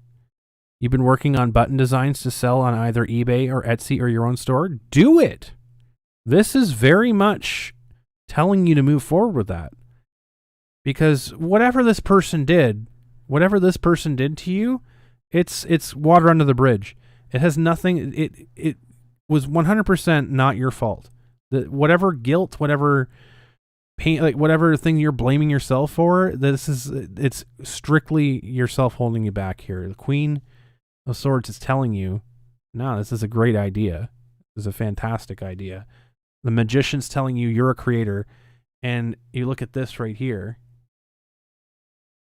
and it tells you all of the things that you've created. Look, the Seven of Cups, look, you have all of these elements. You have everything here that you've created. Look at all of it. Look at all of it. It's very much telling you to move forward. Every day you make a new one. Exactly. Look at how many things you've created here. There's so many things. There's so much potential that you have. Follow that passion. You have the knowledge, you have the experience. You are a creator. The Magician is here to remind you that you are a creator. And that's what you should be doing. So I hope that that's insightful. I hope that helps. I hope that helps out a little bit. There you go. Pretty interesting stuff. Pretty interesting stuff. You're back, baby. All right. All right. Who's up next? Very motivated and you enjoy it. I mean, you have a lot of power. You have a lot of power. You have a lot of energy behind it. So, the Magician is no joke. Magician is like a really, really strong arcana. All right, Gav, just in time, because I think Lido passed on there. So, Gav, it is yo time. No problem, Tom. I'm happy to help as much as I can. Happy to help. All right. Gav, it is your tarot time. Tells you a lot. I'm happy, Randy. I'm happy. I'm glad that it could be insightful for you. I always worry, but I shouldn't worry because like the cards are pretty gosh darn accurate, so pretty gosh darn accurate. All right, let's see here.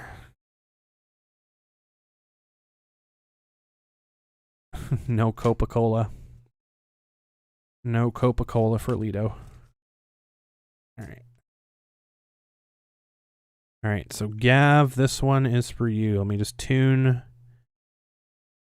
into Gav here.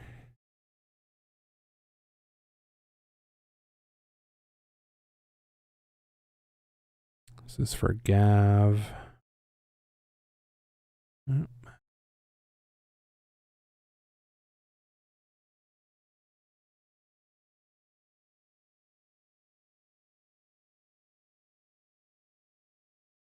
There we go.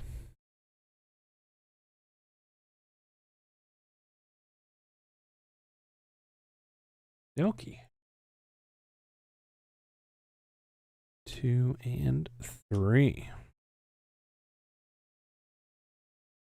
Interesting. Okay. Ooh. Gav. Very good news to hear. I'm happy for you, Randy. Gav, you are juggling decisions. Financial decisions from the looks of it. You've also lost a lot. The Nine of Wands signifies nearing the end of the journey. So this person here paying respects to everything that he's lost behind him. So the 8 wands behind him, he's got the 1 here. This signifies all of the people that he's left behind, all the people that he's lost along the way, this very arduous journey. And the 4 of Swords shows apprehension. You have a lot in your mind. You have a lot in your mind of these. You've been juggling financial decisions, and it's weighing a lot on you right now. See, if I had to guess, this seems to be pandemic related. Like, it seems to be that you've lost a lot, either financially, friends, socially, what have you, and this is really keeping you up. You have the 4 of Swords here. You have the 3 swords pointing down towards your chest. This is where the apprehension comes from. But remember, you have the sword down here, the 4th sword down here to defend yourself. You need to, and this is telling you to rest, to relax. Let's get a little bit more insight onto these. Yeah, you've been carrying a heavy burden. The 10 of Wands. The 10 of Wands. You've been carrying a heavy, heavy burden on your back this whole time, and you need to rest. You need to remember that you need to rest and relax. That not everything that you have in this situation, not everything is going to have to be on your back. You feel like everything has to be on your back. You feel like you have to carry the burden yourself. Let's see here. You have to share that burden. So the lovers here, it's a very interesting place to pull this. So this seems to be a strained relationship. Seems to be a strained relationship here. You need to mentally find a way to calm. Let me pull a bit from my guides here a little bit. I just need to get a little bit of insight.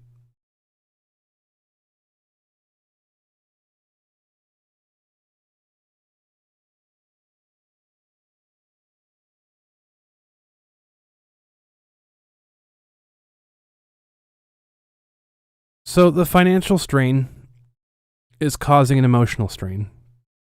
Obviously, you've had to make choices. You've lost a lot of things along the way. You feel like you have to carry the entire burden yourself. That's not the case. Don't feel like you have to be the only person in this situation. I want to see a little bit more about the lovers. 1 second here.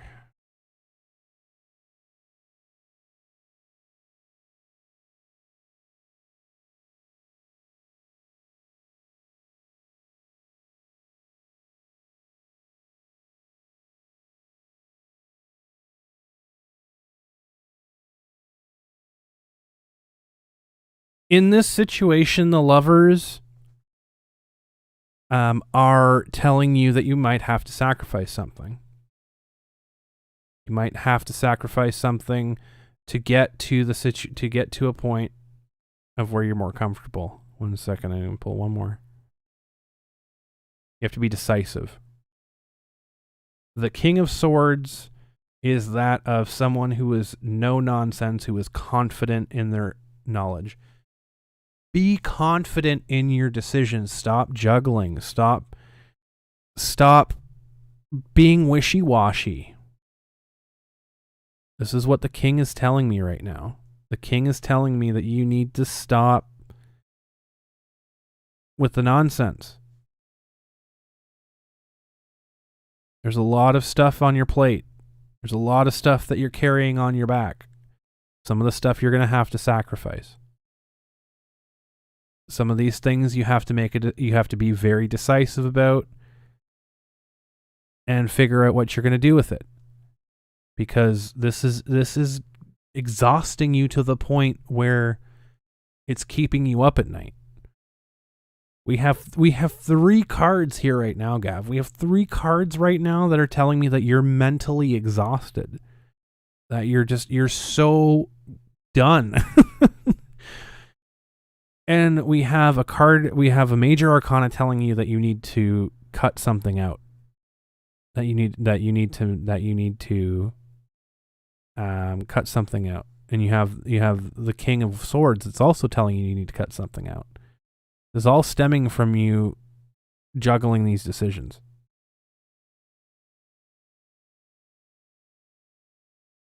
It's very much telling you that you need to make this decision, or else you're going to end up losing more sleep. You're going to end up losing more health.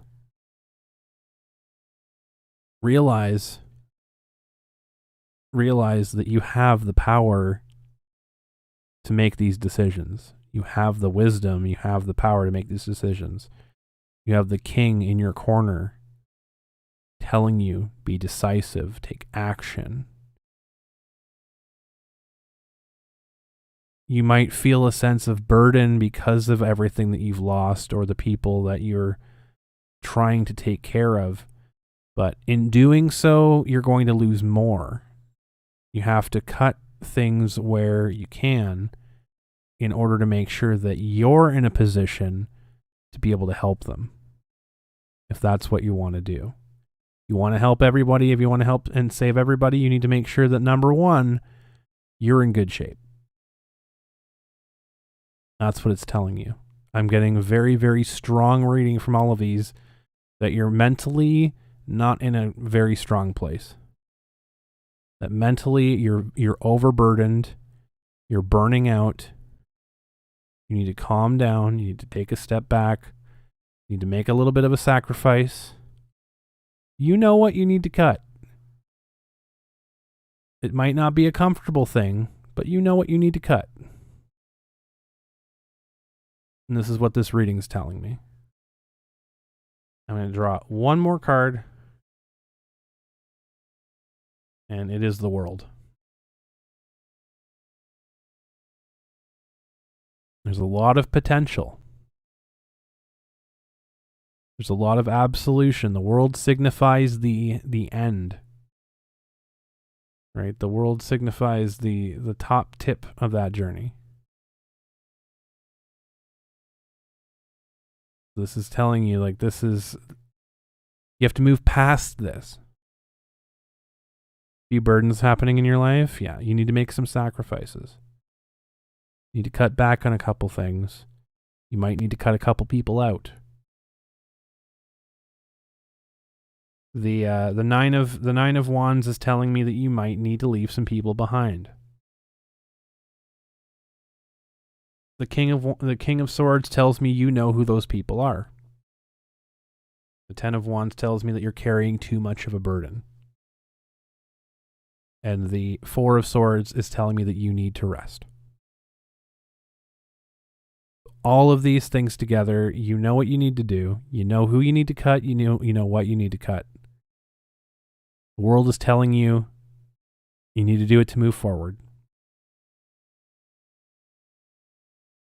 You need to do it to move forward. That's what's I'm getting on here. Very to the point.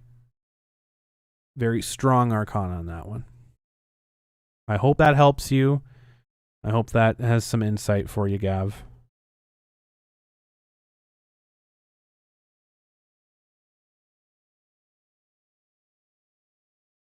There's some pretty like PogChamp readings today. I'm impressed. No wishy-washy stuff in these ones. Not today. Very insightful. Your husband is next, Ellie. Your husband is next. Husbando. I'm just going through here. A few people came back into your life.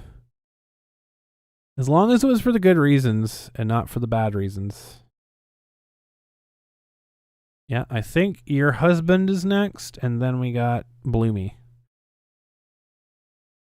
Maybe they should leave again. Well, this was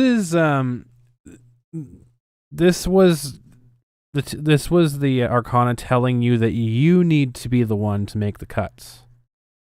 You need to be the one to leave them behind. This time, is what it's saying. You need to be the one to make the sacrifice, not other people. This is a decision that you have to make. Cheers, Gav.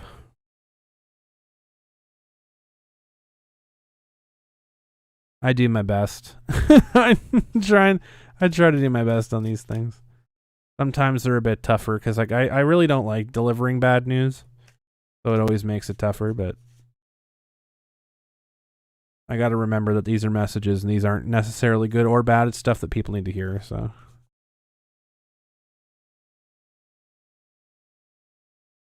All right. Okie dokie. Ellie Z's husband. Ellie Z's husband. Let's see.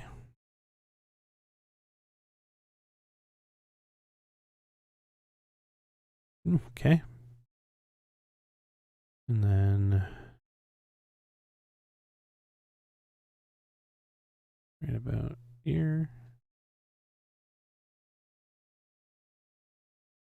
Okay.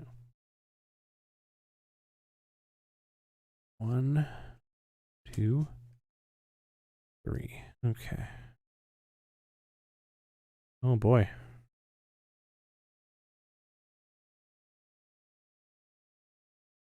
That's very interesting. Okay. Huh. All right. So the Eight of Wands here signifies, now it's inverted. It normally means that there's been something that was set into motion by you, but this is more of something that's been set in motion that is coming towards you. It's coming towards you. The Death card, I know a lot of people fear the Death card. That just means change. It means the end of one thing and the start of another. And the Two of Wands inverting is very curious here too, because it's two paths converging. Whereas if it was not inverted, it would be one path going into two. Now we have two paths going into one. That's very curious. I'm going to take a quick look at something real fast here.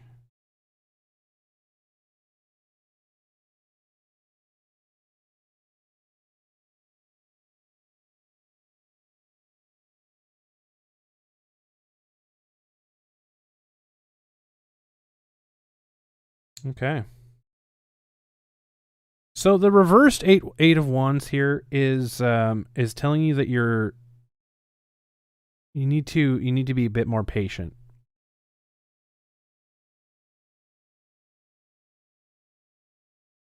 You're charging in with an idea and you need to be a bit more patient. I want to see how this is related with death. Yeah. Yeah. So yeah. The Eight of Wands reversed right here. We were joking this whole time that it would all be reversed and one of them would be death. Well, you're right. The Eight of Wands is signifying that you're rushing into a change. You're rushing into something that is going to be changing, that's going to be ending something. Whether normally this is like you're rushing to sell a house, or you're rushing to finish out your day, or what have you. It's something like that. It's nothing like it's something to that effect. You need to be patient. It's telling you, be patient, because everything is coming together here. Normally this is something that you'd have to choose between two paths. These are two paths that are coming together. So whether this is two families coming together, whether it's like, you're amalgamating bank accounts or what have you, it's something that's coming together. Something that's coming together. That's a cause of this change, right? Because of this change, you have to bring things, you have to fold things in because of this change.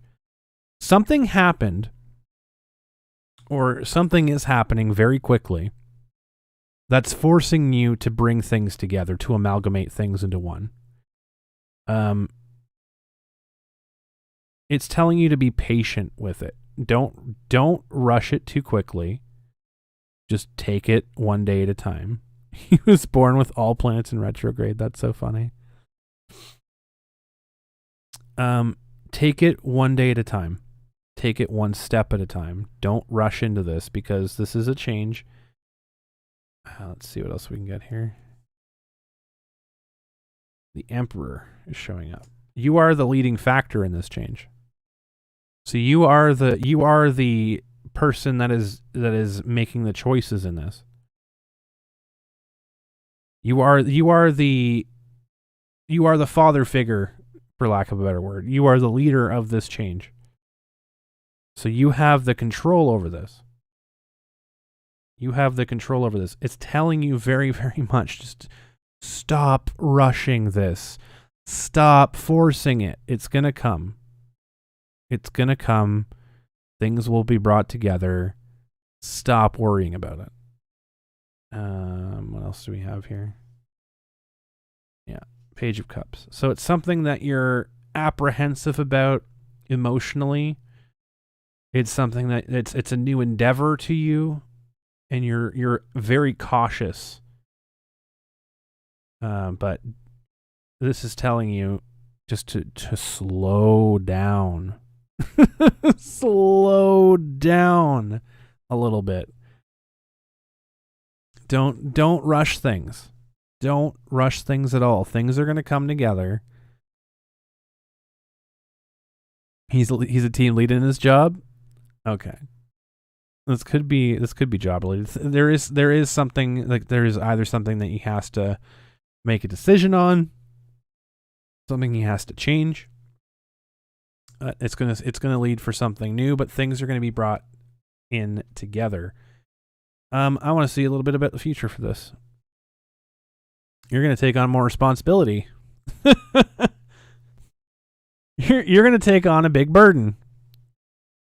Or you are currently taking on a big burden, but this is this is more responsibility.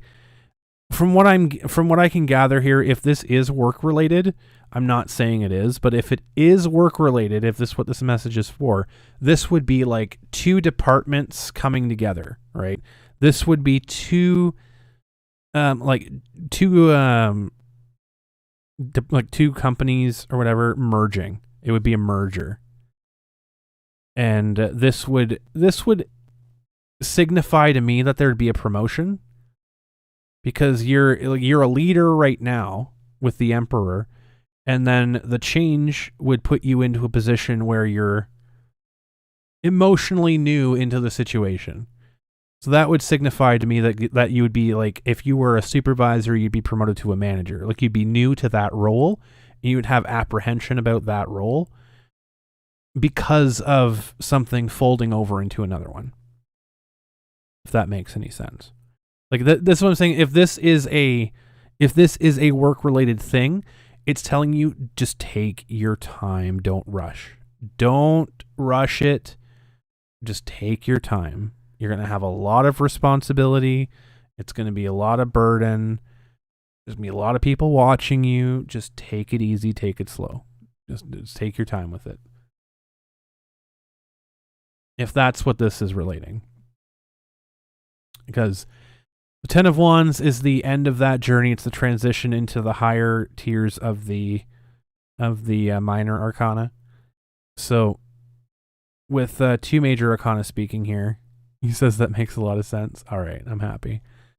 But yeah, just take it slow. Don't rush things.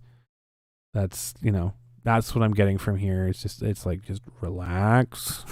Just relax. You're not going anywhere.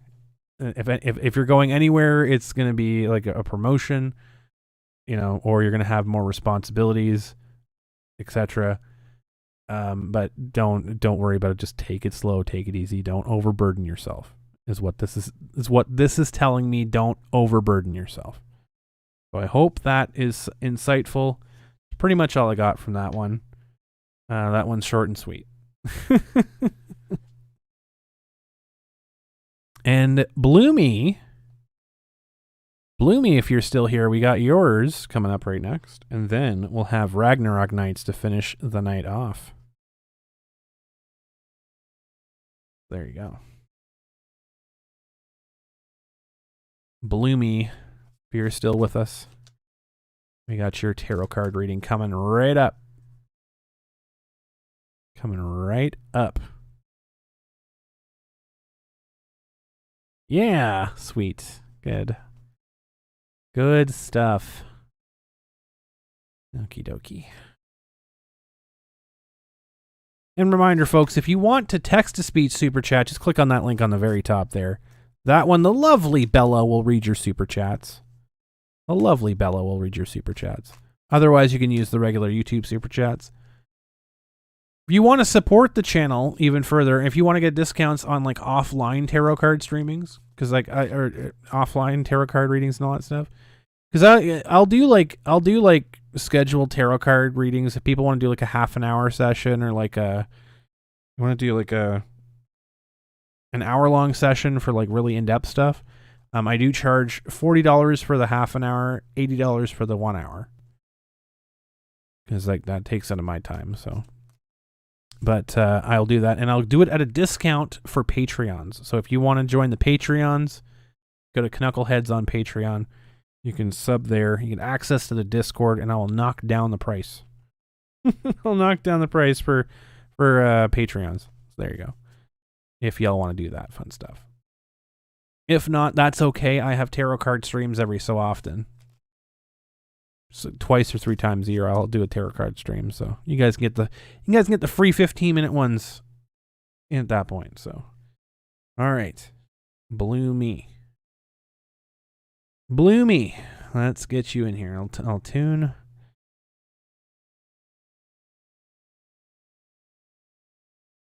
Bloomy. Okay, you're welcome, Ellie.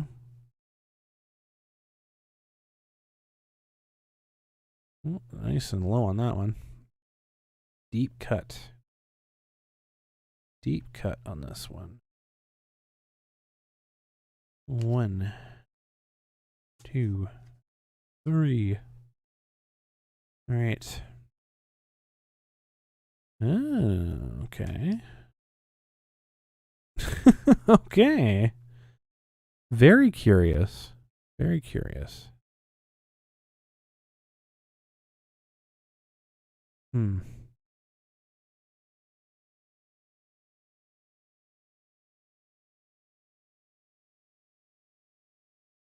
So this is very interesting to see here.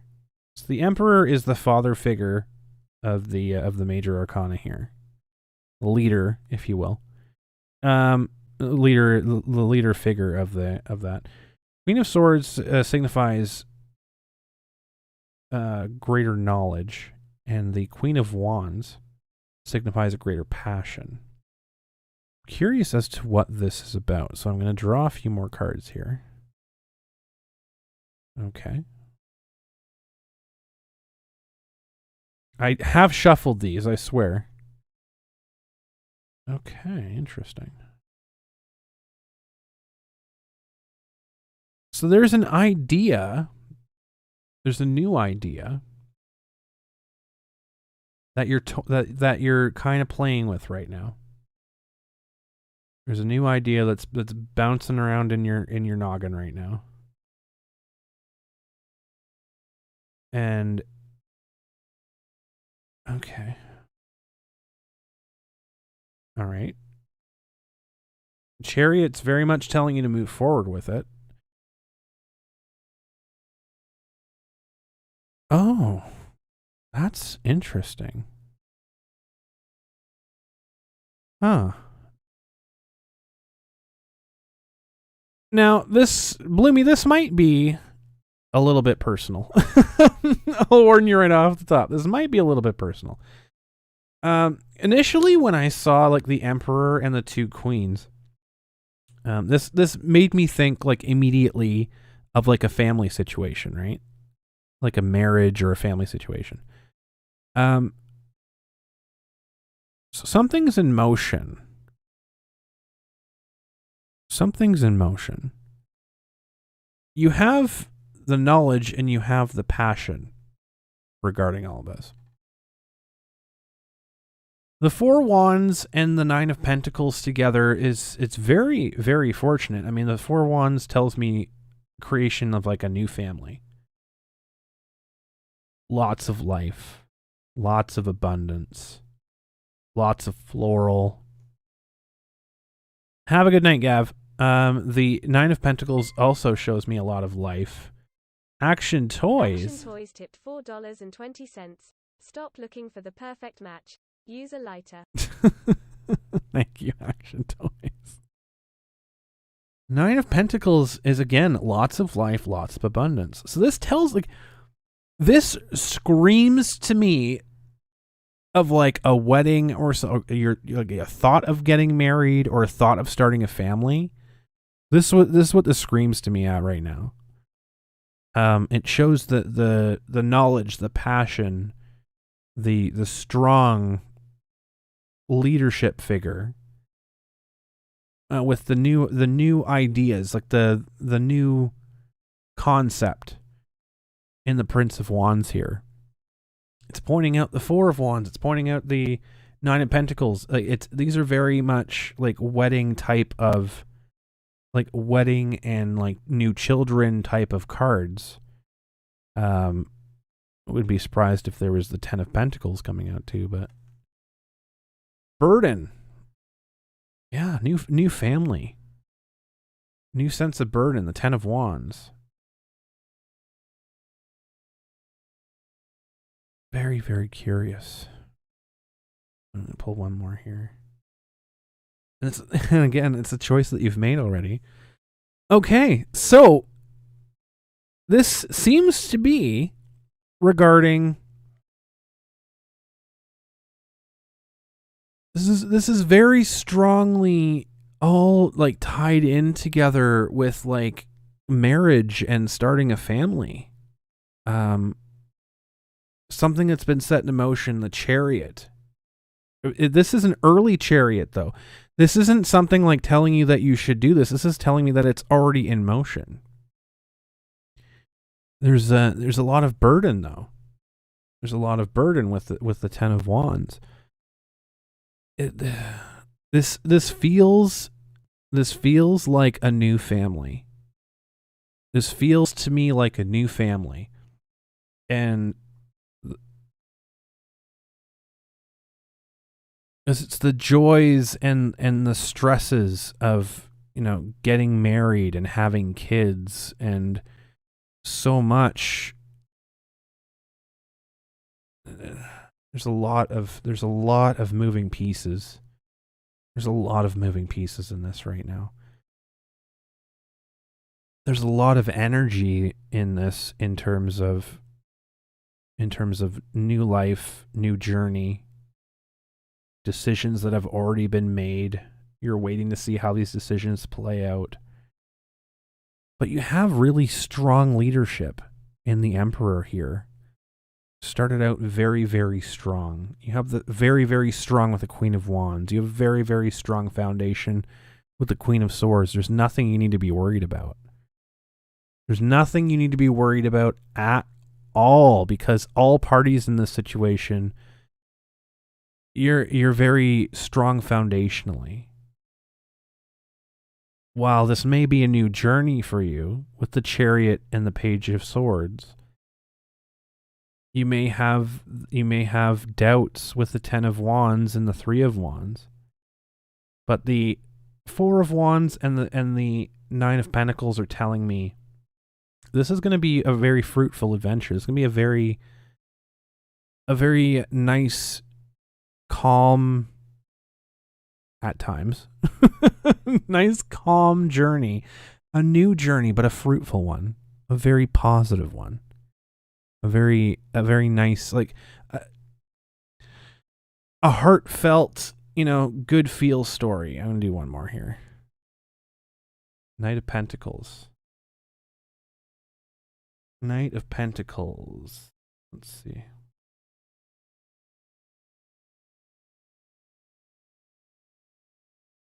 I want to see what he is regarding this, so I'll just be 1 second.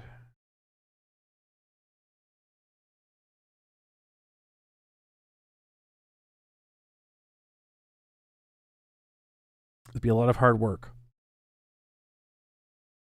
Yeah. It's going to require a lot of work. It's going to require being a bit conservative with your spending, with the Pentacles, it's always regarding your spending, but be reserved with your spending budget. This screams to me like you're going to have a new family. Like you're going into a marriage, like you're going to have kids. Like it's that's what this is. Like the entire thing here just like tells me that this is what it's going to be. Like you're gearing up for a new family. Like you might have just gotten married. You have kids on the way. You're a bit apprehensive about it. It's so much burden. It's so much decision. It's so much choice. But you have a really, really strong foundation. You have a really strong foundation. Really have nothing to worry about there. Just take things carefully with finances, obviously. A bit further down the road, you're going to have a very good amount, but for the most part, manage your finances. You're going to have that success. You're going to have that successful, happy family later down the road. It's going to be a little bit rocky to start. Based on these, but you have the strong foundation. And very, very positive cards in these two right here. Very positive for the long term in terms of what that's going to be for the health and the happiness and the financial for your family. Because the seeds that you're sowing now, they're going to bloom. They're going to bloom with a wealth of resources for you, whether that's a wealth of love, wealth of financial, what have you. You're going to have abundance. This is what I'm getting from this reading. I'm hoping that that's insightful. I don't know anything about you, Bloomy, so this just screams like new family to me. So this just screams new family to me. So I'm hoping that that's a little bit of ease on your mind. Because again, I don't see any serious issues here. I see a lot of concerns about the burden and a lot of concerns about, what could have been. I think you're going to find a lot of success and a lot of happiness. Just the only caution is to manage your funds, manage your money. You do want to get married, you just need to find a husband first. I think what you're looking at, who you might have in mind, what have you, you spend it too much. This tells me that whoever you find and whoever you have in mind and whoever is going down that right path for you, it's going to be solid for you. Once you know, obviously, but you're set up for a very positive situation here. It's going to go fast is what I'm seeing here. You're going to find someone and it's going to go fast. You're going to get married fast. You might have kids fast, but it's going to go fast. The Chariot is telling me that there's a lot of motion. So there's a lot of motion, but don't let the worries burden you. All that stuff, because it's telling me throughout all of this, you're ready. Between the Queen of Wands and the Queen of Swords, you're ready to do this. You're going to have success in having that family, and you just need to curb your spending. That's pretty much all it is. That's what it's telling me there. You need to curb your spending. So there you go. You're fine with that? Good. I'm glad to hear. Yeah. That's so interesting, though. It's so interesting. It's like I've literally never pulled that many cards and had them all say the same thing. Just like, nope, regarding family. Oop. This one popped out. One wants to be seen. Decisiveness, justice, absolution. So you might actually find that answer sooner than you think. There you go. I hope that was helpful, Bloomy. If there is somebody that you have in mind, might as well pursue it, because it seems like that is what the universe is telling me right now. Be decisive. Be decisive. Make the right choice. Justice is blind and so is love. So there you go. That is what I'll take away from those. And finally, Ragnarok Knight. Ragnarok Knight. Where art thou? Makes sense to you? Thank you so much. It was very insightful. I'm glad. I'm very happy. Happy that people can take away from this and have a good, a feel good off of it. All right. Oh my God. Can I shuffle this, please? I am shuffling them. I swear. It's the cards love to come up in a certain set. Why is this backwards? You got show me your worst. Show me your moves. All right. Cards just love to do their things. A good shuffle here. Good hearty shuffle here. Ragnarok Knight. All right, let's do this. Harima. Okay. Let's attune real quick. Then we'll grab the cut.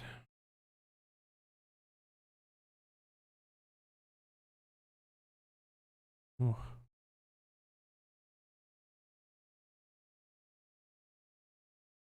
And lots to talk about kids today. Holy cow.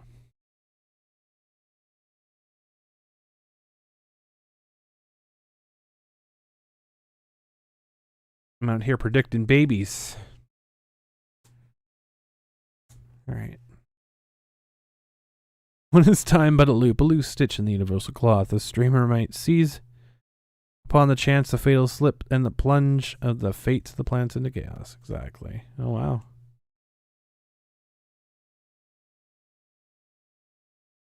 Chariot and Judgment make their opinions known again.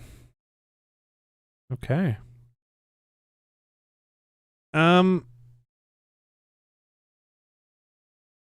Very curious. Okay, I want to see what the Ten of Cups... I know the Ten of Cups comes up a lot for me. But I have not seen it in this context, so I'm going to check real quick.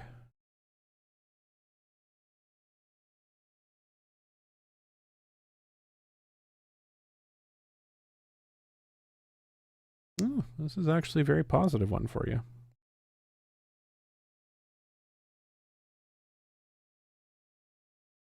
Or negative, if one of the two, if you want to look at it.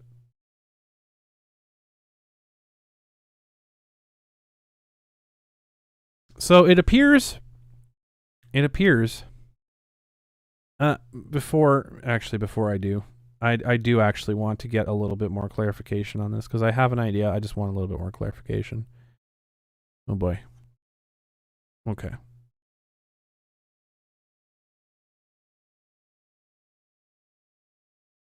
Okay. So Herma, normally the Ten of Cups is a very, very positive card.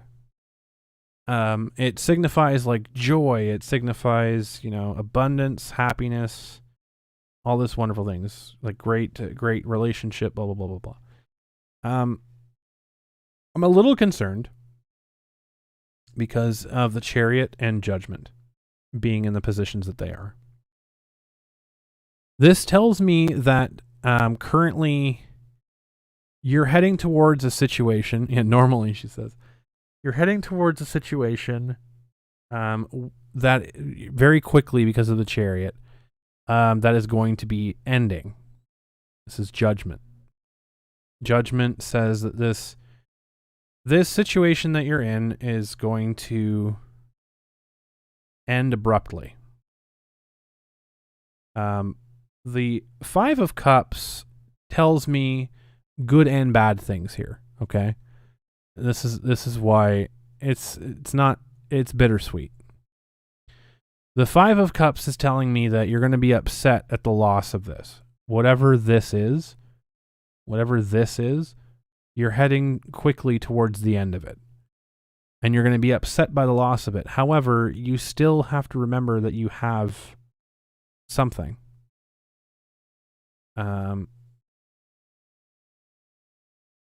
King of Pentacles showing up here too. Your life can only be bittersweet. I'm going to get a bit more insight on the King of Pentacles in this situation.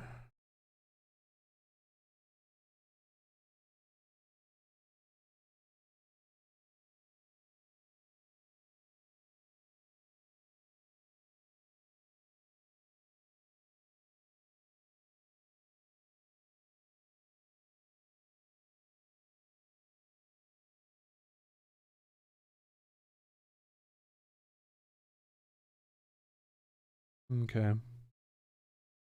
The King of Pentacles here is telling you that you need to, above all else, keep in control, and try not to overreact to what's about to happen. So there's something right now, and your life's going pretty good. Life's going pretty good right now. Something is going to happen, if it hasn't already, that's going to kind of hit you blindside. King of Pentacles wants to remind you need to keep in control. Wheel of Fortune's coming up.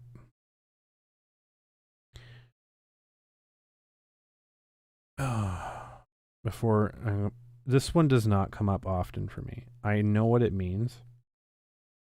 But again, I'm going to look it up here real quick. I don't want to misspeak on this because this is a very, very important,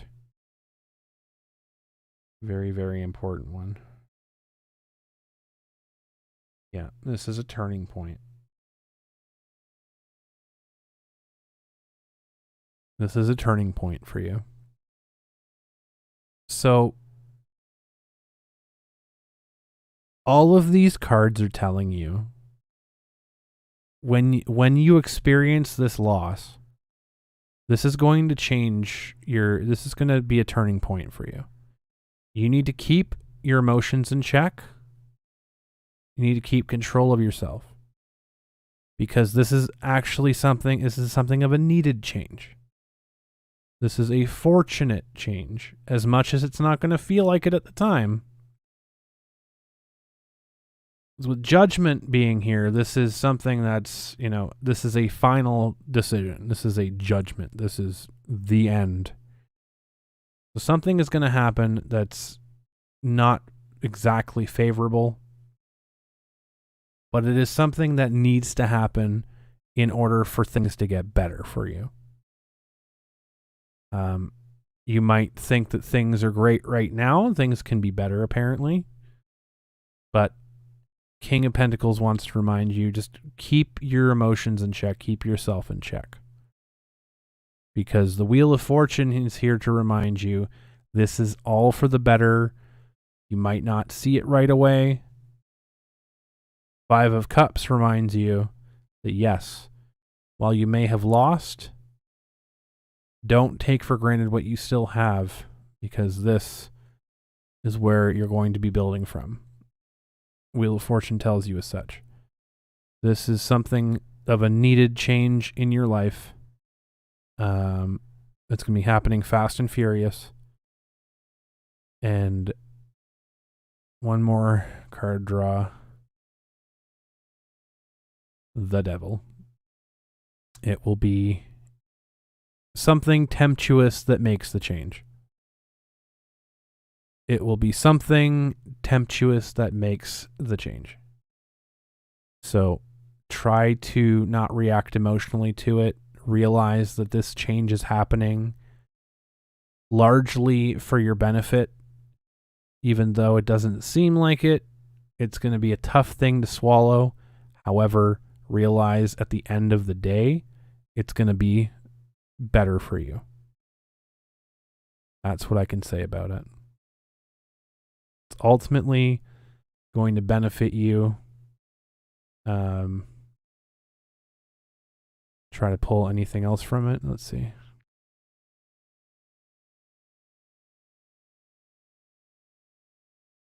Yeah, it's going to be upsetting. You need to keep a cool head. Just rest on the fact that you're going to end up ahead at the end of the game. At the end of the day, you're going to end up better for it. Because whatever is causing this change, realize that it was due to nefarious reasons, and that it wasn't because of your fault. It was because of falling for temptation, which you don't need in your life. You don't need in your life. That's going to be up to that person. The Wheel of Fortune speaks very loudly here. The Wheel of Fortune speaks very, very loudly that this change is coming, and while it might not seem like it benefits you immediately, it will benefit you in the long run. You're going to dodge, for lack of a better word, you're going to dodge a bullet. Let's just put it that way. You're going to dodge a bullet. That's what this is telling me right now. Very, very strongly. Guides are telling me very, very strongly this is for the better. It's going to suck at first, but it's going to be for the better. So that's what I can give to you, Ragnarok Knight. I hope that is insightful. And that, my friends, is all that we have for today. That's all the tarot card readings we have. That's all the topics we have for today. I want to thank you guys so much for hanging out, though. It has been a fantastic time. A bit longer of a stream today to make up for last week, because we missed last week. But if you want to support the channel, continue supporting the channel, you can check out the Canuckleheads Patreon. It's patreon.com/Canuckleheads. You can check me out. If you want to support on Twitch, it's twitch.tv/Crumbrion. You can support there for free with Twitch Prime. The $5 sub on Twitch Prime, the $5 sub on Canuckleheads gets you access to the Discord. You can get into the Discord. It also gets you emotes on Twitch as well. Thank you guys so much for hanging out. I am exhausted. I will definitely be on Twitch later. I have no idea what I'll be playing yet, but I'll be there. I'll be on Twitch. So guys, thank you so much for hanging out. I really, really do appreciate all of you. Have yourselves a great night. And as always, keep your stick on the ice. Take care.